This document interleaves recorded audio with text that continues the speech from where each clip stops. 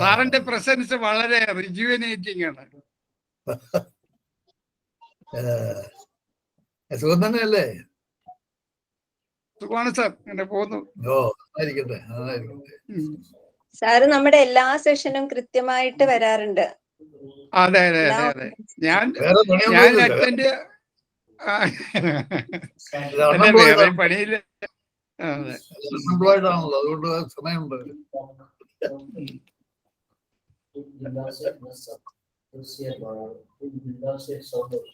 പതിവ് ആൾക്കാരെ കണ്ടില്ല, പതിവ് പുറത്തേക്ക് കാണാനുണ്ടല്ലോ, എത്തിയിട്ടില്ല.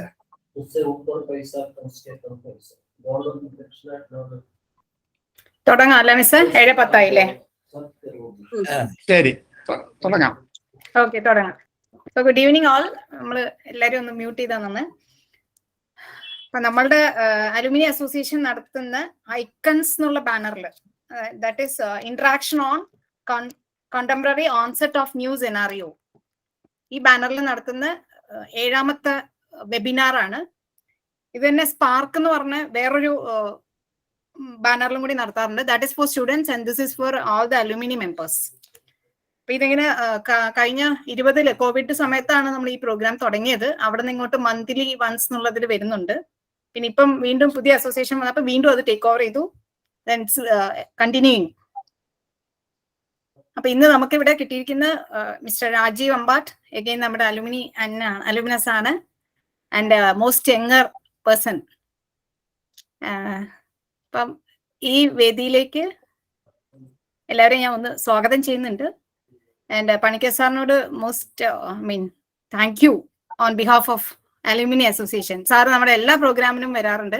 കഴിഞ്ഞ പ്രാവശ്യത്തെ വെബിനാറിനായിരുന്നെങ്കിൽ സാറ് രാവിലെ എറണാകുളത്ത് പോയി തിരിച്ചു വന്ന് അപ്പൊ തന്നെ സാറ് ജോയിൻ ചെയ്യുമായിരുന്നു. അന്നത്തെ വോട്ട് ഓഫ് താങ്ക്സിൽ സാർ അവിടെ ലീവ് വേണ്ടി വന്നിട്ടുണ്ടായിരുന്നു. അപ്പൊ ഞാൻ അന്നത്തെ പ്രോഗ്രാമിന്റെ താങ്ക്സ് കൂടി സാറിനോട് ഞാൻ ഇപ്പം പറയുവാണ്. പിന്നെ നമുക്ക് ഇന്നത്തെ പ്രോഗ്രാം തുടങ്ങാം, അധികം നീട്ടുന്നില്ല.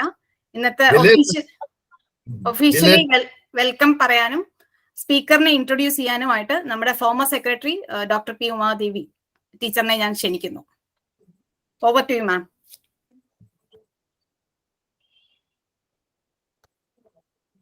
മാം മ്യൂട്ടാണ്, ഉമ ടീച്ചർ മ്യൂട്ടാണ്.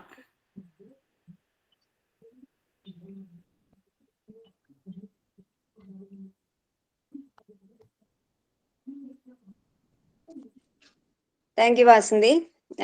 ഇന്നിപ്പോ ഈവനിങ്ങില് നമുക്ക് ഇവിടെ പാലക്കാട് തന്നെ ഒരു ഐയുടെ പ്രോഗ്രാം ഉള്ളതുകൊണ്ട് കുറെ പേര് ഒക്കെ അതിന് പോയിട്ടുണ്ട്. മഹാദേവൻ സാറാണ് നമ്മുടെ പ്രസിഡന്റ്. സാറ് ജോയിൻ ചെയ്യാൻ ഉടനെ തന്നെ എന്ന് പറഞ്ഞിട്ടുണ്ട്. നമുക്ക് എന്തായാലും വെയിറ്റ് ചെയ്യണ്ട, സാറ് വെയിറ്റ് ചെയ്യണ്ട, സ്റ്റാർട്ട് ചെയ്തോളൂ എന്ന് പറഞ്ഞതുകൊണ്ട് നമുക്ക് സ്റ്റാർട്ട് ചെയ്യാം. ഇന്നൊരു ഭയങ്കര ഡിഫറെന്റ് ആയിട്ടുള്ള ഒരു ടോപ്പിക്കാണ് നമ്മൾ എടുത്തിട്ടുള്ളത്. നമ്മൾ കുട്ടിക്കാലം തൊട്ടേ കേട്ടിട്ടുള്ളതാണ് health is wealth, health is wealth എന്നുള്ള ഒരു ഫ്രേസ് എപ്പോഴും നമ്മളുടെ മനസ്സിൽ പതിഞ്ഞിട്ടുള്ള ഒരു കാര്യമാണ്. പിന്നെ ഓരോ ഏജ് കൂടുന്തോറും നമ്മൾ അതിനെപ്പറ്റി കൂടുതൽ ബോധവാന്മാരും ബോധവതികളും ആവും. അപ്പൊ ആ ഒരു മിഡിൽ ഏജ് ഒക്കെ കഴിയുമ്പോൾ ശരിക്കും നമുക്കത് ഫീൽ ചെയ്യാൻ തുടങ്ങും. അപ്പൊ ശരിക്കും അത് വളരെ ഇമ്പോർട്ടന്റ് ആണ് ഹെൽത്ത് എന്നുള്ളത്. അപ്പൊ ഇന്നിവിടെ നമ്മൾ അങ്ങനെ ഒരു ടോപ്പിക്, ഇതുവരെ എടുത്തിട്ടുള്ള ടോപ്പിക് പോലെയല്ല, ഒരു ഡിഫറെന്റ് ടോപ്പിക് ചൂസ് ചെയ്തിരിക്കുകയാണ്. Fitness, health and wellbeing, A fine balance. അപ്പൊ ആദ്യമായിട്ട് അത് അറ്റൻഡ് ചെയ്യാൻ വേണ്ടി വന്നിട്ടുള്ള എല്ലാവരെയും, പ്രത്യേകിച്ച് പണിക്കർ സാറിനെ വന്ദിച്ചുകൊണ്ട് തന്നെ, സുധാരൻ സാർ പറഞ്ഞ പോലെ സാറിനെ വന്ദിച്ചുകൊണ്ട് തന്നെ നമുക്ക് ഈ പ്രോഗ്രാം സ്റ്റാർട്ട് ചെയ്യാം. എന്നും സാറിന്റെ അനുഗ്രഹം നമ്മുടെ എല്ലാ പ്രോഗ്രാമിനും ഉണ്ടാവണമെന്നും കൂടി പ്രാർത്ഥിക്കുകയാണ്. അതുപോലെ ഇത് അറ്റൻഡ് ചെയ്യാൻ വന്നിട്ടുള്ള രാജീവിനെ ആദ്യമായിട്ട്, രാജീവ് പറഞ്ഞ ഉടനെ തന്നെ രാജീവ് സന്തോഷത്തോടു കൂടിയിട്ട് ഈ പ്രോഗ്രാം ഓക്കെ എന്ന് പറഞ്ഞിട്ട് വളരെ സന്തോഷത്തോടു കൂടി, രാജീവിന്റെ ആ ചിരിക്കുന്ന മുഖം കാണുമ്പോൾ തന്നെ നമുക്കറിയാം അത് ഒരു എൻജോയ് ചെയ്തിട്ടാണ് രാജീവ് ഇതൊക്കെ ചെയ്യണത്. അപ്പൊ അങ്ങനെ നമ്മളോടൊപ്പം വന്നിട്ടുള്ള രാജീവിനെ ഈ പ്രോഗ്രാമിലേക്ക് ആദ്യമായി ക്ഷണിക്കുന്നു. അതുപോലെ തന്നെ കുറച്ച് പാനൽ മെമ്പേഴ്സിനെ നമ്മൾ ഐഡന്റിഫൈ ചെയ്തിട്ടുണ്ട് രാജീവുമായിട്ട് ഇന്ററാക്ട് ചെയ്യാൻ വേണ്ടിയിട്ട്. അവരെ ഓരോ രാജീവിന്റെ സെഷൻ രാജീവ് സംസാരിച്ചതിന് ശേഷം അവരിലൂടെ നമുക്ക് രാജീവിനോട് ചോദിക്കാനുള്ള ചോദ്യങ്ങളൊക്കെ ചോദിക്കാം. അതിനുശേഷം മറ്റ് പാർട്ടിസിപ്പൻസിനും എന്തെങ്കിലും സംശയങ്ങൾ ഉണ്ടെങ്കിൽ ചോദിക്കാം. ആ രീതിയിലാണ് നമ്മൾ പ്ലാൻ ചെയ്തിട്ടുള്ളത്. അപ്പൊ അതിന് അറ്റൻഡ് ചെയ്യാൻ വന്നിട്ടുള്ള എല്ലാവരെയും ഈ വേദിയിലേക്ക്, ഈ പ്രോഗ്രാമിലേക്ക് ഞാൻ സ്വാഗതം ചെയ്യുന്നു. അതോടൊപ്പം തന്നെ രാജീവിനെ ഒരു ചെറിയ ഇൻട്രൊഡക്ഷൻ, രാജീവ് കൂടുതലായിട്ടൊക്കെ രാജീവ് എന്താ ചെയ്തതെന്ന് ക്ലിയർ ആയിട്ട് പറയും. രാജീവ് 2006 അലുമിനസ് ആണ്. Electronics and communication engineering department of our college. അതിനുശേഷം കംപ്ലീറ്റ് ആയിട്ട് ഒരു ഡിഫറെന്റ് ഫീൽഡിലേക്ക് രാജീവ് മാറി കുറച്ച് വർഷങ്ങൾക്ക് ശേഷം. അത് മാറിയതിനു ശേഷം രാജീവ് ആ ഫീൽഡിൽ വളരെ നന്നായിട്ട് എക്സൽ ചെയ്യുന്നു എന്നുള്ളതാണ് നമുക്ക് ഏറ്റവും സന്തോഷം തരുന്ന ഒരു കാര്യം. നമ്മുടെ കോളേജിൽ പഠിച്ചിട്ടുള്ള ഓരോരുത്തരും ഓരോ ഫീൽഡിൽ പോയിട്ട് അത് അവർ പഠിച്ച ഫീൽഡ് അല്ലെങ്കിൽ കൂടി അതിൽ എക്സൽ ചെയ്യുമ്പോൾ നമുക്ക് ഓരോരുത്തർക്കും നമുക്ക് അഭിമാനിക്കാം. അപ്പൊ അതുപോലെ അഭിമാനിക്കാനുള്ള ഒരു കാര്യം തന്നെയാണ് രാജീവും ചെയ്യുന്നത്. He is presently the CEO and founder of Nuvo Viva Center for Obesity, Lifestyle Disorders and Research. He is based in Kochi. Nuvo Viva specializes in medical fitness, bringing the gap between fitness and medical science. It has got its branches in Kuwait and Dubai and works with clients from across the world in managing and reversing lifestyle diseases through structured and scientific lifestyle interventions. Rajeev is an invited speaker for various programs and also an author of the bestseller book, Midlife Crisis. He is a certified nutrition expert, certified diabetes educator, and a member of All India Association for Advancing Research in Obesity under the World Obesity Federation. He is also a certificate holder in human physiology from Harvard Medical School. He calls himself a gym rat and a proud bookworm with an eye for scientific and data-driven approaches to health and fitness. He is also a sports nutrition advisor for the Kerala Police Sports Team and also works with a few sports personnel as their advisor. ഞാനൊരു brief ഇൻട്രൊഡക്ഷനെ കൊടുത്തിട്ടുള്ളൂ രാജീവിന്റെ. ബാക്കി കൂടുതലായിട്ട് നമുക്ക് രാജീവിൽ നിന്ന് തന്നെ കേൾക്കാം. കാരണം കുറച്ച് നമ്മൾ പഠിച്ചതിൽ നിന്ന് ഇത്രയും ഡിഫറെന്റ് ആയിട്ട് ഒരു ഫീൽഡിലേക്ക് പോയി അതിനുശേഷം അവിടെയും എക്സൽ ചെയ്യുന്നു എന്ന് പറയുമ്പോൾ നമുക്ക് അതെങ്ങനെ സാധിച്ചു, പിന്നെ അതിലെന്തൊക്കെയാണ് ചെയ്യുന്നത്, അതെല്ലാം കേൾക്കാൻ നമുക്കെല്ലാം താല്പര്യമുണ്ട്. അപ്പോൾ over to you Rajeev. I welcome you to this programme. എല്ലാവരും ഇന്ററാക്ട് ചെയ്ത് നല്ലൊരു സെഷൻ ആയിട്ട് എൻജോയ് ചെയ്യണമെന്ന്, നിങ്ങൾക്ക് സംശയങ്ങളുള്ളതൊക്കെ ചോദിച്ച് മനസ്സിലാക്കണമെന്നും കൂടി അഭ്യർത്ഥിക്കുന്നു. Rajeev. Thank you, ma'am. It's very overwhelming. ഇങ്ങനെ പഠിച്ച അതേ കോളേജിലേക്ക് തിരിച്ചു വന്ന് ഇങ്ങനെ ഒരു ഇൻട്രൊഡക്ഷൻ കിട്ടുമ്പോൾ so feels really blessed. Thank you for inviting me and thank you for listening to me and thank you everyone. ഞാൻ 2002-2006 പാസ് ഔട്ട് ഇലക്ട്രോണിക്സ്. ആദ്യമായിട്ട് ഇതിട്ട് നമ്മുടെ യൂണിഫോം ഇട്ട ബാച്ചാണ് നമ്മള്. അപ്പൊ ആദ്യം ജോയിൻ ചെയ്ത് കഴിഞ്ഞപ്പോ എനിക്ക് ഓർമ്മയുണ്ട്, കോളേജിൽ ആദ്യമായിട്ട് യൂണിഫോം കളർ ഡ്രസ് ഇടണം എന്ന് പറഞ്ഞിട്ട് ജോയിൻ ചെയ്ത് കഴിഞ്ഞിട്ട് ഫസ്റ്റ് ഇയേഴ്സിന് ഞങ്ങൾക്ക് മാത്രം യൂണിഫോം വെച്ചുള്ളൂ. സെക്കൻഡ് ഇയേഴ്സിന് യൂണിഫോം വെച്ചപ്പോ സെക്കൻഡ് ഇയേഴ്സുകാർ പറഞ്ഞു, ഇല്ല ഞങ്ങൾ പറ്റില്ല, ഞങ്ങൾ യൂണിഫോം ഇടില്ല, ഞങ്ങൾ യൂണിഫോം ഇടാൻ പറഞ്ഞിട്ടുണ്ടെന്നുണ്ടെങ്കിൽ ഫസ്റ്റ് ഇയേഴ്സിന്റെ ജോയിനിങ് ഞങ്ങൾ കൊളാക്കും എന്ന് പറഞ്ഞു. ഇപ്പത്തെ കാലിക്കുമ്പോ രസം. അപ്പൊ ഞങ്ങൾ അങ്ങനെ ജോയിൻ ചെയ്ത് കഴിഞ്ഞിട്ട് ഞങ്ങളെ മാത്രം യൂണിഫോം ഇട്ട് കഴിഞ്ഞപ്പോ എന്തായിരുന്നു, നല്ല റാഗിങ് കിട്ടുമായിരുന്നു. കാര്യം നമ്മളെ സ്പോട്ട് ചെയ്യാൻ വളരെ എളുപ്പമാണല്ലോ യൂണിഫോം ഇട്ട്. അപ്പൊ ഒരു ക്രീം കളർ ഷർട്ടും ഒരു ചോക്ലേറ്റ് കളർ പാൻസും ആയിരുന്നു ഞങ്ങളുടെ യൂണിഫോം ഉണ്ടായിരുന്നു. ഇപ്പൊ യൂണിഫോം മാറി എന്ന് അറിയാം എനിക്ക്.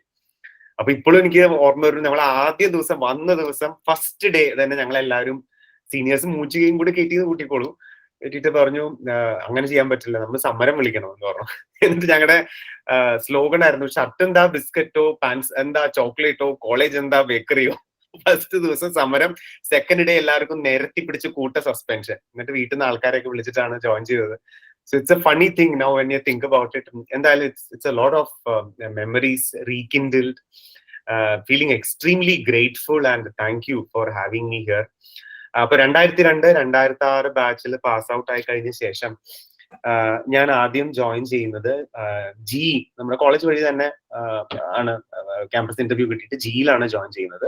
ഹൈദരാബാദ് ആയിരുന്നു. I was into technology കൺസൾട്ടിംഗിലായിരുന്നു ഉണ്ടായിരുന്നത്. അപ്പോൾ സിബൽ, CRM, SAP സിസ്റ്റംസ് അതൊക്കെയുള്ള ഒരു technology consulting, more of a techno functional consultant who understands the technical side but also liaises with the business and helps in kind of requirement collection and facilitating business from a technical perspective.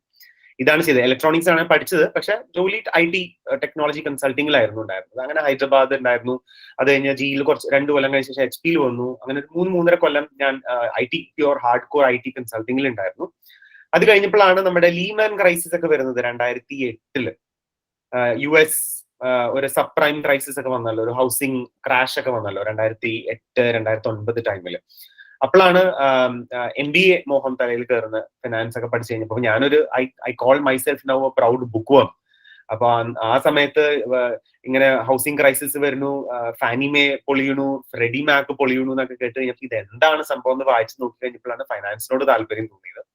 പിന്നെ ഞാൻ പഠിച്ചിരുന്നപ്പോൾ ഞാൻ work ചെയ്തിരുന്നതും SAP-യിലായിരുന്നു. അപ്പൊ ഫൈനാൻസിന്റെ കുറച്ച് കാര്യങ്ങളൊക്കെ അറിയണമായിരുന്നു എന്തായാലും.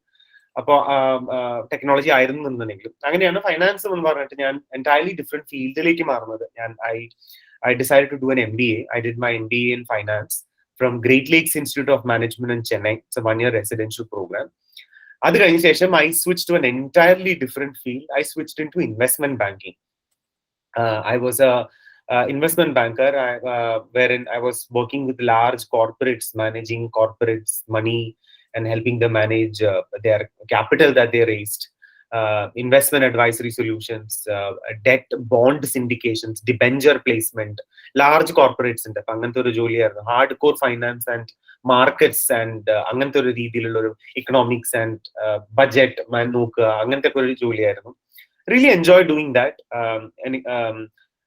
ബാംഗ്ലൂർ ആയിരുന്നു ജോലി ഉണ്ടായിരുന്നത്. അപ്പൊ എന്റെ പ്രൈമറി റോൾ എന്ന് പറഞ്ഞിട്ടുണ്ടെങ്കിൽ ഒരു ബാംഗ്ലൂർ ആ സമയത്ത് നമ്മുടെ മിന്ത്ര, ഫ്ലിപ്കാർട്ട് അങ്ങനത്തെ സ്റ്റാർട്ടപ്പ് എക്കോസിസ്റ്റം ഭയങ്കരമായിട്ട് ബൂം ആയിക്കൊണ്ടിരിക്കുകയാണ് 2011 ടൈമില്.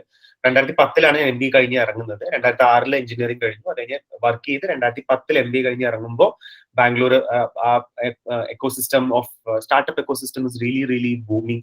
Flipkart is going left, right, center, raising money from venture capital funds. അപ്പോ ഇതൊക്കെ കണ്ടു കഴിഞ്ഞപ്പോ and my job was to go interact with entrepreneurs in Bangalore and in Chennai and Pune and Bombay, startup entrepreneurs. അവരെടുത്ത് build relationship. അങ്ങനെ അവര് company scale ചെയ്യാൻ വേണ്ടിയിട്ട് ഇൻവെസ്റ്റേഴ്സിൽ നിന്ന് പൈസ റേസ് ചെയ്യുമ്പോൾ go and help them with investment and advisory. അതായിരുന്നു എന്റെ ജോലി.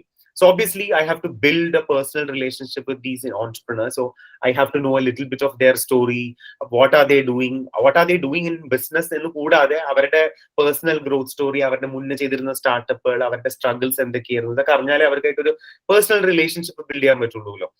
അങ്ങനെയാണ് ഞാൻ സത്യം പറഞ്ഞ I started learning, watching, reading about such things. Maybe that is that rub-off effect. Nobody in my family is into business. I am a first generation entrepreneur who had no clue about business in that sense. അപ്പോ ഇങ്ങനെ ഇതിലേക്ക് വന്നു കഴിയുമ്പോൾ എനിക്കും ചെയ്യണം business എന്നൊരു ആഗ്രഹം തോന്നി. അങ്ങനെയാണ് may be call it naivety. Extremely well paid job at that point of time. Investment banking 2011 when stock markets were booming like crazy. My bonuses were also as hefty as my actual salary. ആ ഒരു രീതിയിൽ ഉണ്ടായിരുന്ന ജോലി വിട്ടിട്ടാണ് ഞാൻ startup എന്ന് പറഞ്ഞ് ചാടുന്നത്. അപ്പൊ വീട്ടുകാരെല്ലാരും ചോദിച്ചു, എന്താ നിനക്ക് വട്ടാണോ, are you out of your mind എന്നുള്ള രീതിയിലൊക്കെ ആയിരുന്നു. സോ എനിവേസ് കുറച്ചൊരു ചാടി എടുത്ത് ചാട്ടവും maybe call it the naivety of that age also, which I don't repent, by the way. Now I have no remorse in having done that now, but of course that did give me all the entrepreneurship ന് പറഞ്ഞിട്ടുള്ളതാണല്ലോ കുറച്ച് നാളത്തെ ഹാർഡ്ഷിപ്പും ബുദ്ധിമുട്ടുകളും കാര്യങ്ങളൊക്കെ. അങ്ങനെയാണ് ഞാൻ സ്റ്റാർട്ടപ്പിലേക്ക് വരുന്നത്. സ്റ്റാർട്ടപ്പിലും ഞാൻ ആദ്യം ചെയ്യുന്നത് ഹെൽത്ത് അല്ല. I come up with a platform which puts industry experts to MBA experts, MBA students to industry experts for mentoring. It was a platform where MBA students can take the help of industry experts to be ready for job. അങ്ങനെ ഒരു mentoring platform ആണ് ആദ്യം ചെയ്തു വന്നത്. അത് ചെയ്തു വന്നു കുറച്ച് കഴിഞ്ഞ് കഴിഞ്ഞപ്പോൾ realise that it's not going anywhere. പിന്നെ അവിടുന്ന് പിവറ്റ് ചെയ്തിട്ടാണ് ഹെൽത്തിലേക്ക് മാറിയത്. അത് ആദ്യം ഫിറ്റ്നസ്സിലേക്കാണ് വന്നത്. അറൌണ്ട് 2014 ഫിറ്റ്നസ്സിലേക്കാണ് വന്നത്. അതായത് putting people to fitness experts to hire these gym trainers and fitness experts to get a diet plan and exercise and become healthy എന്നുള്ള ഫീൽഡിലേക്ക് മാറുന്നത്.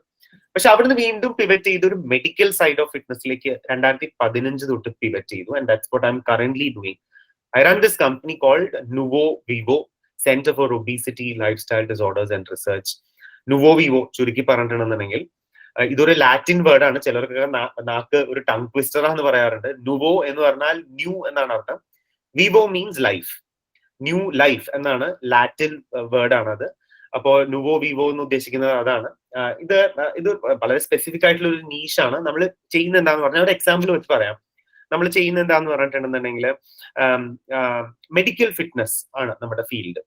മെഡിക്കൽ ഫിറ്റ്നസ് എന്ന് പറഞ്ഞാൽ let me explain this with an example of ഒരു diabetic ആയ ഒരാളുടെ example എടുത്തിട്ട് ഞാൻ പറയാം. ഓക്കെ, അപ്പോൾ ഡയബറ്റിക് ആയ ഒരാൾക്ക് കാർബോഹൈഡ്രേറ്റ് നല്ലോണം കഴിക്കുന്നത് കുറച്ചിട്ട് കുറെ പ്രോട്ടീൻ, ഒരു 10 മുട്ടയുടെ വെള്ള, 1/2 കിലോ ചിക്കൻ കഴിച്ച് ജിമ്മിൽ പോയി വർക്ക്ഔട്ട് ചെയ്യുക അല്ലെങ്കിൽ സുംബ ചെയ്യുക എന്ന് പറയുന്നത് വളരെ സിമ്പിൾ ആയ ഒരു ഫിറ്റ്നസ് അപ്രോച്ച് ടു ആണത്.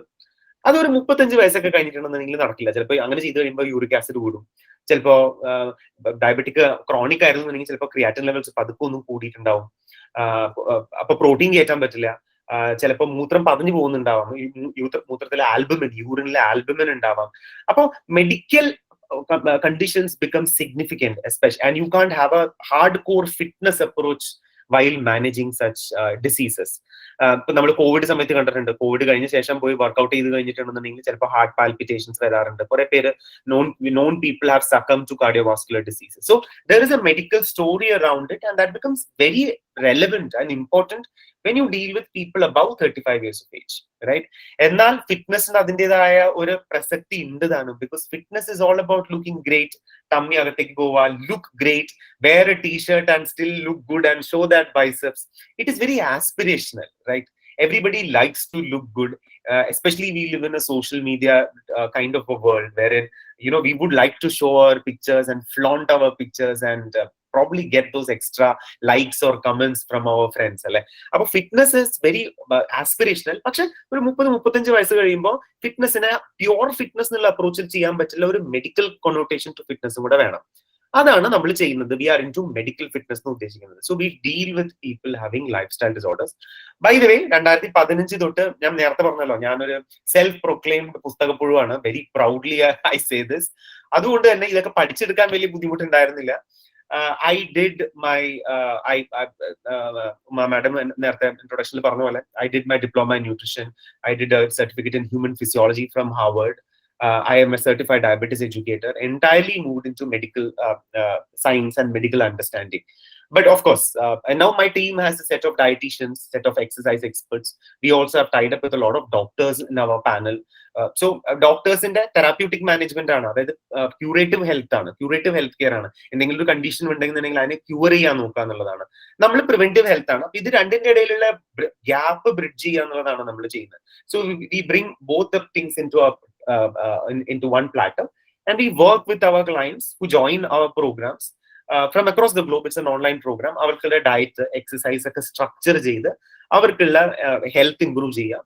മിക്ക ആൾക്കാരും ചിലപ്പോൾ ഡയബറ്റിക് ആയിട്ട് മെഡിസിൻസ് കഴിക്കുന്നുണ്ടാവും. അപ്പോൾ ഒരു structured and scientific medical life style ഇന്റർവെൻഷനിലൂടെ ഇവർ കഴിക്കുന്ന മെഡിസിൻസിന്റെ ഒക്കെ ഡോസേജ് പരമാവധി കുറച്ചു കൊടുക്കുക.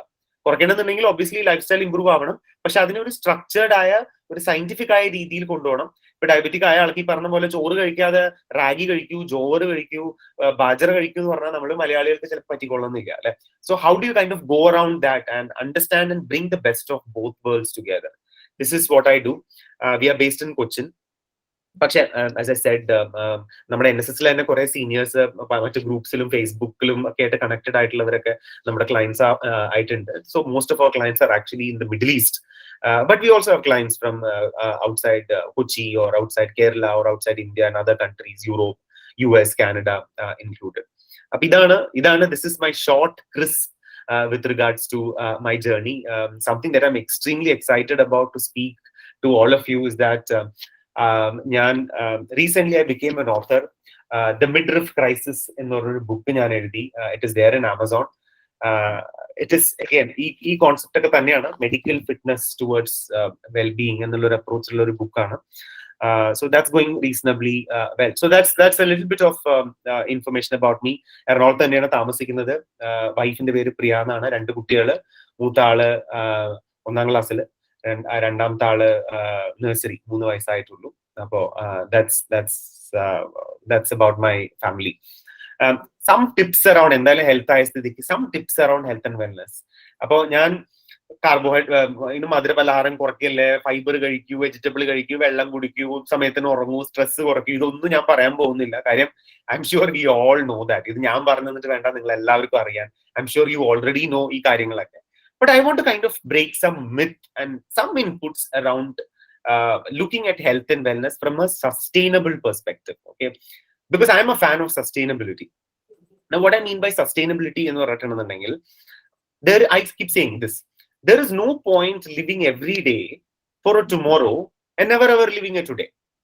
In the name of becoming healthy, there is no point not living a today and always living for a tomorrow, right? ഓണമാണ്, ഓണത്തിന്റെ അന്ന് കുറച്ച് പായസം എടുത്ത് കുടിക്കണമെന്നുണ്ടെങ്കിൽ പായസം എടുത്ത് കുടിക്കാൻ പറ്റണം, right? How do you sensibly approach health and wellness? That's important, right? Appo I am a fan of sustainability, so I keep saying that you know when and how do you bring in sustainability? Let me just explain that with an example. Okay, you will get the gist of what I am talking about. Typically white rice and brown rice, right? ഇതിൽ ഏതാണ് better? ഏതാ better? Lekha ചേച്ചി പറയാൻ പാടില്ല. Brown rice എന്നാണ് പറയുന്നത്. Right. Now that's wrong. No, that's not wrong. Sorry, that is not wrong. Okay, but let me give you a perspective which probably might make you rethink. Okay, ശരിയാണ്.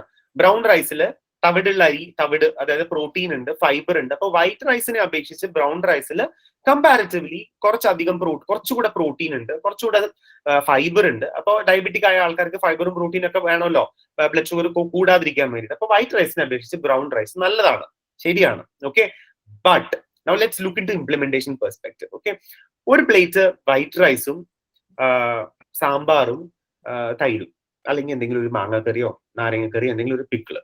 Okay, വേറെ option brown rice, sambar, തൈര്, pickle. Okay, brown rice, sambar, തൈര്, pickle. That is option 1. Option 2, white rice, ചീരത്തോരൻ അല്ലെങ്കിൽ തഴുതായ്മ കൊണ്ടുള്ള തോരൻ, ചെറുപയർ ഫ്രൈയോ അല്ലെങ്കിൽ ചെറുപയറിന്റെ എന്തെങ്കിലും ഒരു കറി, അല്ലെങ്കിൽ ഒരു മുട്ട പൊരിച്ചത്, കുറച്ച് അവിയല്. ഈ 2 ഓപ്ഷൻസ് വെച്ച് നോക്കുമ്പോൾ ഏതാണ് ഹെൽത്തി? ഓപ്ഷൻ 2 ആണ് ഹെൽത്തി. കാര്യം നമ്മുടെ ശരീരത്തില് ചോറ് സെപ്പറേറ്റ്, അവിയൽ സെപ്പറേറ്റ്, മുട്ട സെപ്പറേറ്റ് അല്ല ഡൈജസ്റ്റ് ചെയ്യുന്നത്. ഇതെല്ലാം കൂടെ അരച്ച് ഒരു പരിവാക്കും, ബോളസ് എന്ന് പറയുന്നത്. And that bolus is what is actually digested in our body, right? So അതിന്റെ അർത്ഥം, if you like white rice in the name of managing diabetes or becoming healthy, if you hate brown rice, you don't have to necessarily switch into doing something which is unsustainable. You only need to be looking at it from a sensible perspective, right? Appo this is what I mean by sustainability perspective. Pinne vera prashnam kude undu. Brown rice nammal mikka vanikkunna aalkarku ari kazhukunnavarku ariyam brown rice vaanchittundeങ്കിൽ എത്രത്തോളം ആ കളറാണ് അതിനകത്ത് ഇളകി പോകുന്നത് എന്നുള്ളത്, polish ആണ് ഇറങ്ങി പോകുന്നത് എന്നുള്ളത്. സെയിം സംഭവം brown bread versus white bread. Brown ബ്രെഡിൽ എന്താ ചെയ്യാന്ന് പറഞ്ഞാൽ, സാധാരണ I'm talking about industrially mass manufactured brown bread. What they do, brown breadനെ അതിനെ ഇത് ചെയ്ത് ഫെർമെന്റ് ചെയ്ത് പൊങ്ങി അതിനെ ബേക്ക് ചെയ്യാൻ ഭയങ്കര ബുദ്ധിമുട്ടാണ്. മാത്രമല്ല അത് വന്നു കഴിയുമ്പോൾ അത്ര സോഫ്റ്റ് ആൻഡ് ക്രഞ്ചി ഒന്നും ആയിരിക്കില്ല. അപ്പൊ അതെന്ത് ചെയ്യുന്ന പറഞ്ഞാൽ വൈറ്റ് ബ്രെഡിന്റെ മൈദയുടെ ഒപ്പം ഒരു മേബി കുറച്ച് മൈദ ഇടും, കുറച്ച് ഹോൾ ഗ്രെയിനും കൂടി ഇടും, അതോടൊപ്പം തന്നെ കുറച്ച് കാരമലും കൂടി ഇട്ട് ആ ബ്രൗൺ കളർ ആക്കിയിട്ടാണ് മിക്ക ഇതും നമുക്ക് കിട്ടുന്നത്. അപ്പൊ if you like white bread, go and have white bread, but have white bread with a lot of green leafy vegetables, or maybe എന്തെങ്കിലും ഒരു ഫൈബറസ് ആയിട്ടുള്ള വെജിറ്റബിൾസിന്റെ ഒപ്പം കഴിക്കുക. This is what I mean by being sustainable about it. Obviously diabetic ആയ ആൾക്കാർക്ക് ചില കാര്യങ്ങൾ നോക്കേണ്ടതുണ്ട്. ഈ ഒരു രീതിയിൽ നോക്കുന്നതിനെയാണ് സസ്റ്റൈനബിൾ ഹെൽത്ത് ആൻഡ് വെൽനസ് എന്ന് പറയുന്നത്. ഓക്കെ, അപ്പൊ ഒരു ശരാശരി മലയാളികളുടെ അടുത്ത് ഹെൽത്തി ആവാൻ എന്താണ് ചെയ്യേണ്ടതെന്ന് പറയുമ്പോൾ ആദ്യം അവർ പറയുന്നത്, ഞാൻ സമയത്തിന് ഭക്ഷണം കഴിക്കും എന്നുള്ളതാണ്. സമയത്തിന് ഭക്ഷണം കഴിക്കുന്നത് എന്തുകൊണ്ടും നല്ലത് തന്നെയാണ്. പക്ഷെ സമയത്തിന് ഭക്ഷണം കഴിക്കുന്നത് അല്ല ഡെഫിനിഷൻ ഓഫ് ബിക്കമിങ് ഹെൽത്തി. അതുകൊണ്ട് മാത്രമായില്ല. അപ്പൊ അവർ പറയും, ഓഫ് കോഴ്സ് സമയത്തിന് ഭക്ഷണം കഴിക്കുക മാത്രമല്ല, ഞാൻ ഹെൽത്തി ഭക്ഷണം കഴിക്കും, ഞാൻ വീട്ടിൽ നിന്നാണ് ഭക്ഷണം കഴിക്കാൻ പോകുന്നത്, റൈറ്റ്? പുറത്തുനിന്നൊന്നും ഭക്ഷണം കഴിക്കില്ല, ഹോട്ടലിൽ നിന്ന് ഭക്ഷണമൊക്കെ നിർത്തി വീട്ടിൽ നിന്നാണ് കഴിക്കുന്നത്. നൗ വീട്ടിൽ നിന്ന് കഴിക്കുന്ന ഭക്ഷണം ഹെൽത്തി ആയിക്കോളണമെന്ന് യാതൊരു നിർബന്ധവുമില്ല. പപ്പടം കാച്ചിയ വെളിച്ചെണ്ണ എടുത്ത് മാറ്റി വെച്ച് കുറച്ച് കൊണ്ടാട്ടം അതിനകത്ത് ഇട്ടാക്കി കഴിഞ്ഞാൽ കൊളസ്ട്രോള് ഫ്ലൈറ്റും പിടിച്ചു വരും. Right? Reheated oil is bad. So when I talk about eating healthy doesn't stop at eating on time or just eating healthy food.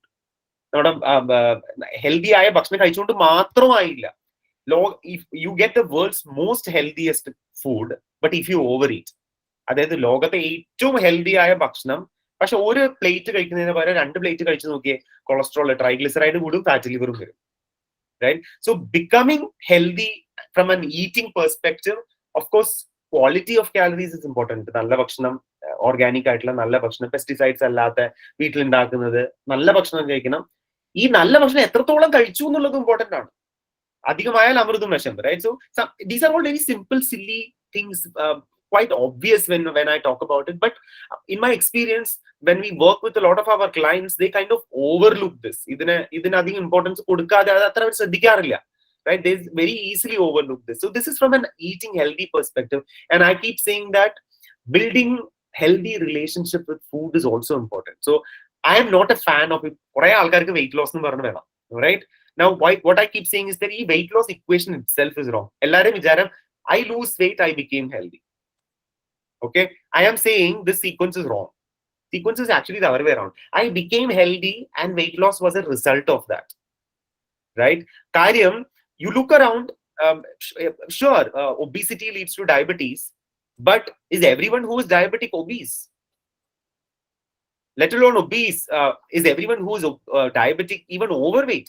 ഇഷ്ടം പോലെ ആൾക്കാർ BMI well within range ആണ്, but still diabetic. Right? So where are we missing? So weight is just a parameter there. Yet another aspect, അതായത് BMI മാത്രം നോക്കിയിട്ട് കാര്യമില്ല, weight in weight in kilogram by height in meter square മാത്രം നോക്കിയിട്ട് കാര്യമില്ല. BMI ഒക്കെ കൃത്യമായിരിക്കും, പക്ഷെ diabetic ആവാം, ഹൈപ്പർ ടെൻസീവ് ആവാം, മറ്റുള്ള ആൾക്കാർ ഇഷ്ടം പോലെ നമുക്ക് ചുറ്റുമുണ്ട്. So what you should also look into it is that body composition. Body composition എന്ന് പറഞ്ഞാൽ നമ്മുടെ ശരീരത്തിലുള്ള ടോട്ടൽ വെയിറ്റിൽ എത്രയാണ് മസിൽ, എത്രയാണ് ഫാറ്റ്, ആ percentage differences extremely important, which is very very much overlooked by people. ചില അതായത് ഒരു 30, ഞാനൊരു എക്സാമ്പിൾ സ്റ്റേക്ക് പറയാണ്, ഒരു 70 കിലോ വെയിറ്റ് ഉള്ള ഒരാൾക്ക് ലെറ്റ്സ് അസ്യൂം 30 കിലോ മറ്റുള്ള വെയിറ്റ് ആണെന്ന് വിചാരിക്കാം. For example bone weight, water weight എല്ലാം കൂടെ കൂട്ടി 30 കിലോ. ബാക്കി 40 കിലോയില് ഒരാൾക്ക് 10 കിലോ മസിലും 30 കിലോ ഫാറ്റും ആയിരിക്കാം. വേറൊരാൾക്ക് തിരിച്ചാവാം, 10 കിലോ ഫാറ്റും 30 കിലോ മസിലും ആവാം. റൈറ്റ്? രണ്ടുപേരും മെറ്റബോളിക് പാരാമീറ്റേഴ്സ് എൻറ്റയർലി ഡിഫറെന്റ് ആയിരിക്കും. രണ്ടുപേരുടെയും BMI സെയിം ആയിരിക്കും. കാര്യം എന്താ? രണ്ടുപേരുടെയും വെയിറ്റ് സെയിം ആണ്, ഹൈറ്റ് സെയിം ആണ്. പക്ഷെ ആ വെയിറ്റില് ഒരാൾക്ക് മസിൽ കൂടുതലും ഫാറ്റ് കുറവും, മറ്റാൾക്ക് ഫാറ്റ് കുറവും muscle കൂടുതലുമാണ്.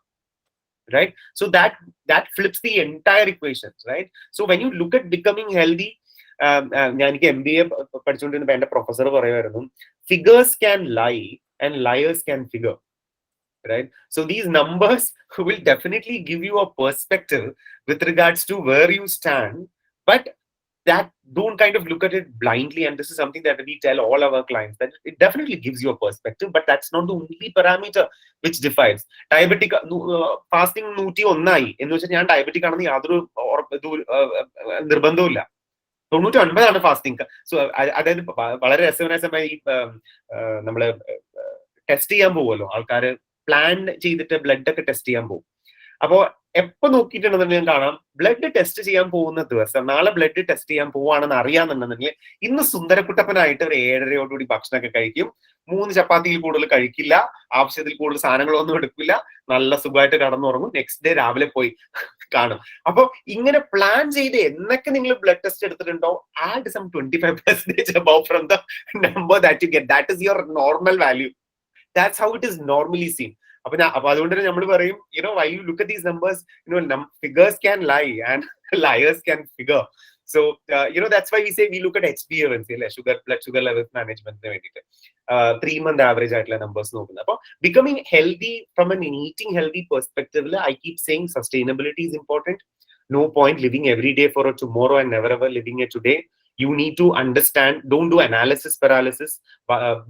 White rice, if you like it, have it with a lot of avial and cheeratoran and motta porichadu or a protein portion. That's probably might be actually healthier than having a brown rice with some taira and pickle, right? So look at from a sensibility perspective, etra healthy aaya bhakshanam avashyathu kodal kalicha SGOT, SGPT, liver function test numbers it increase out, right? That's from a dietary perspective.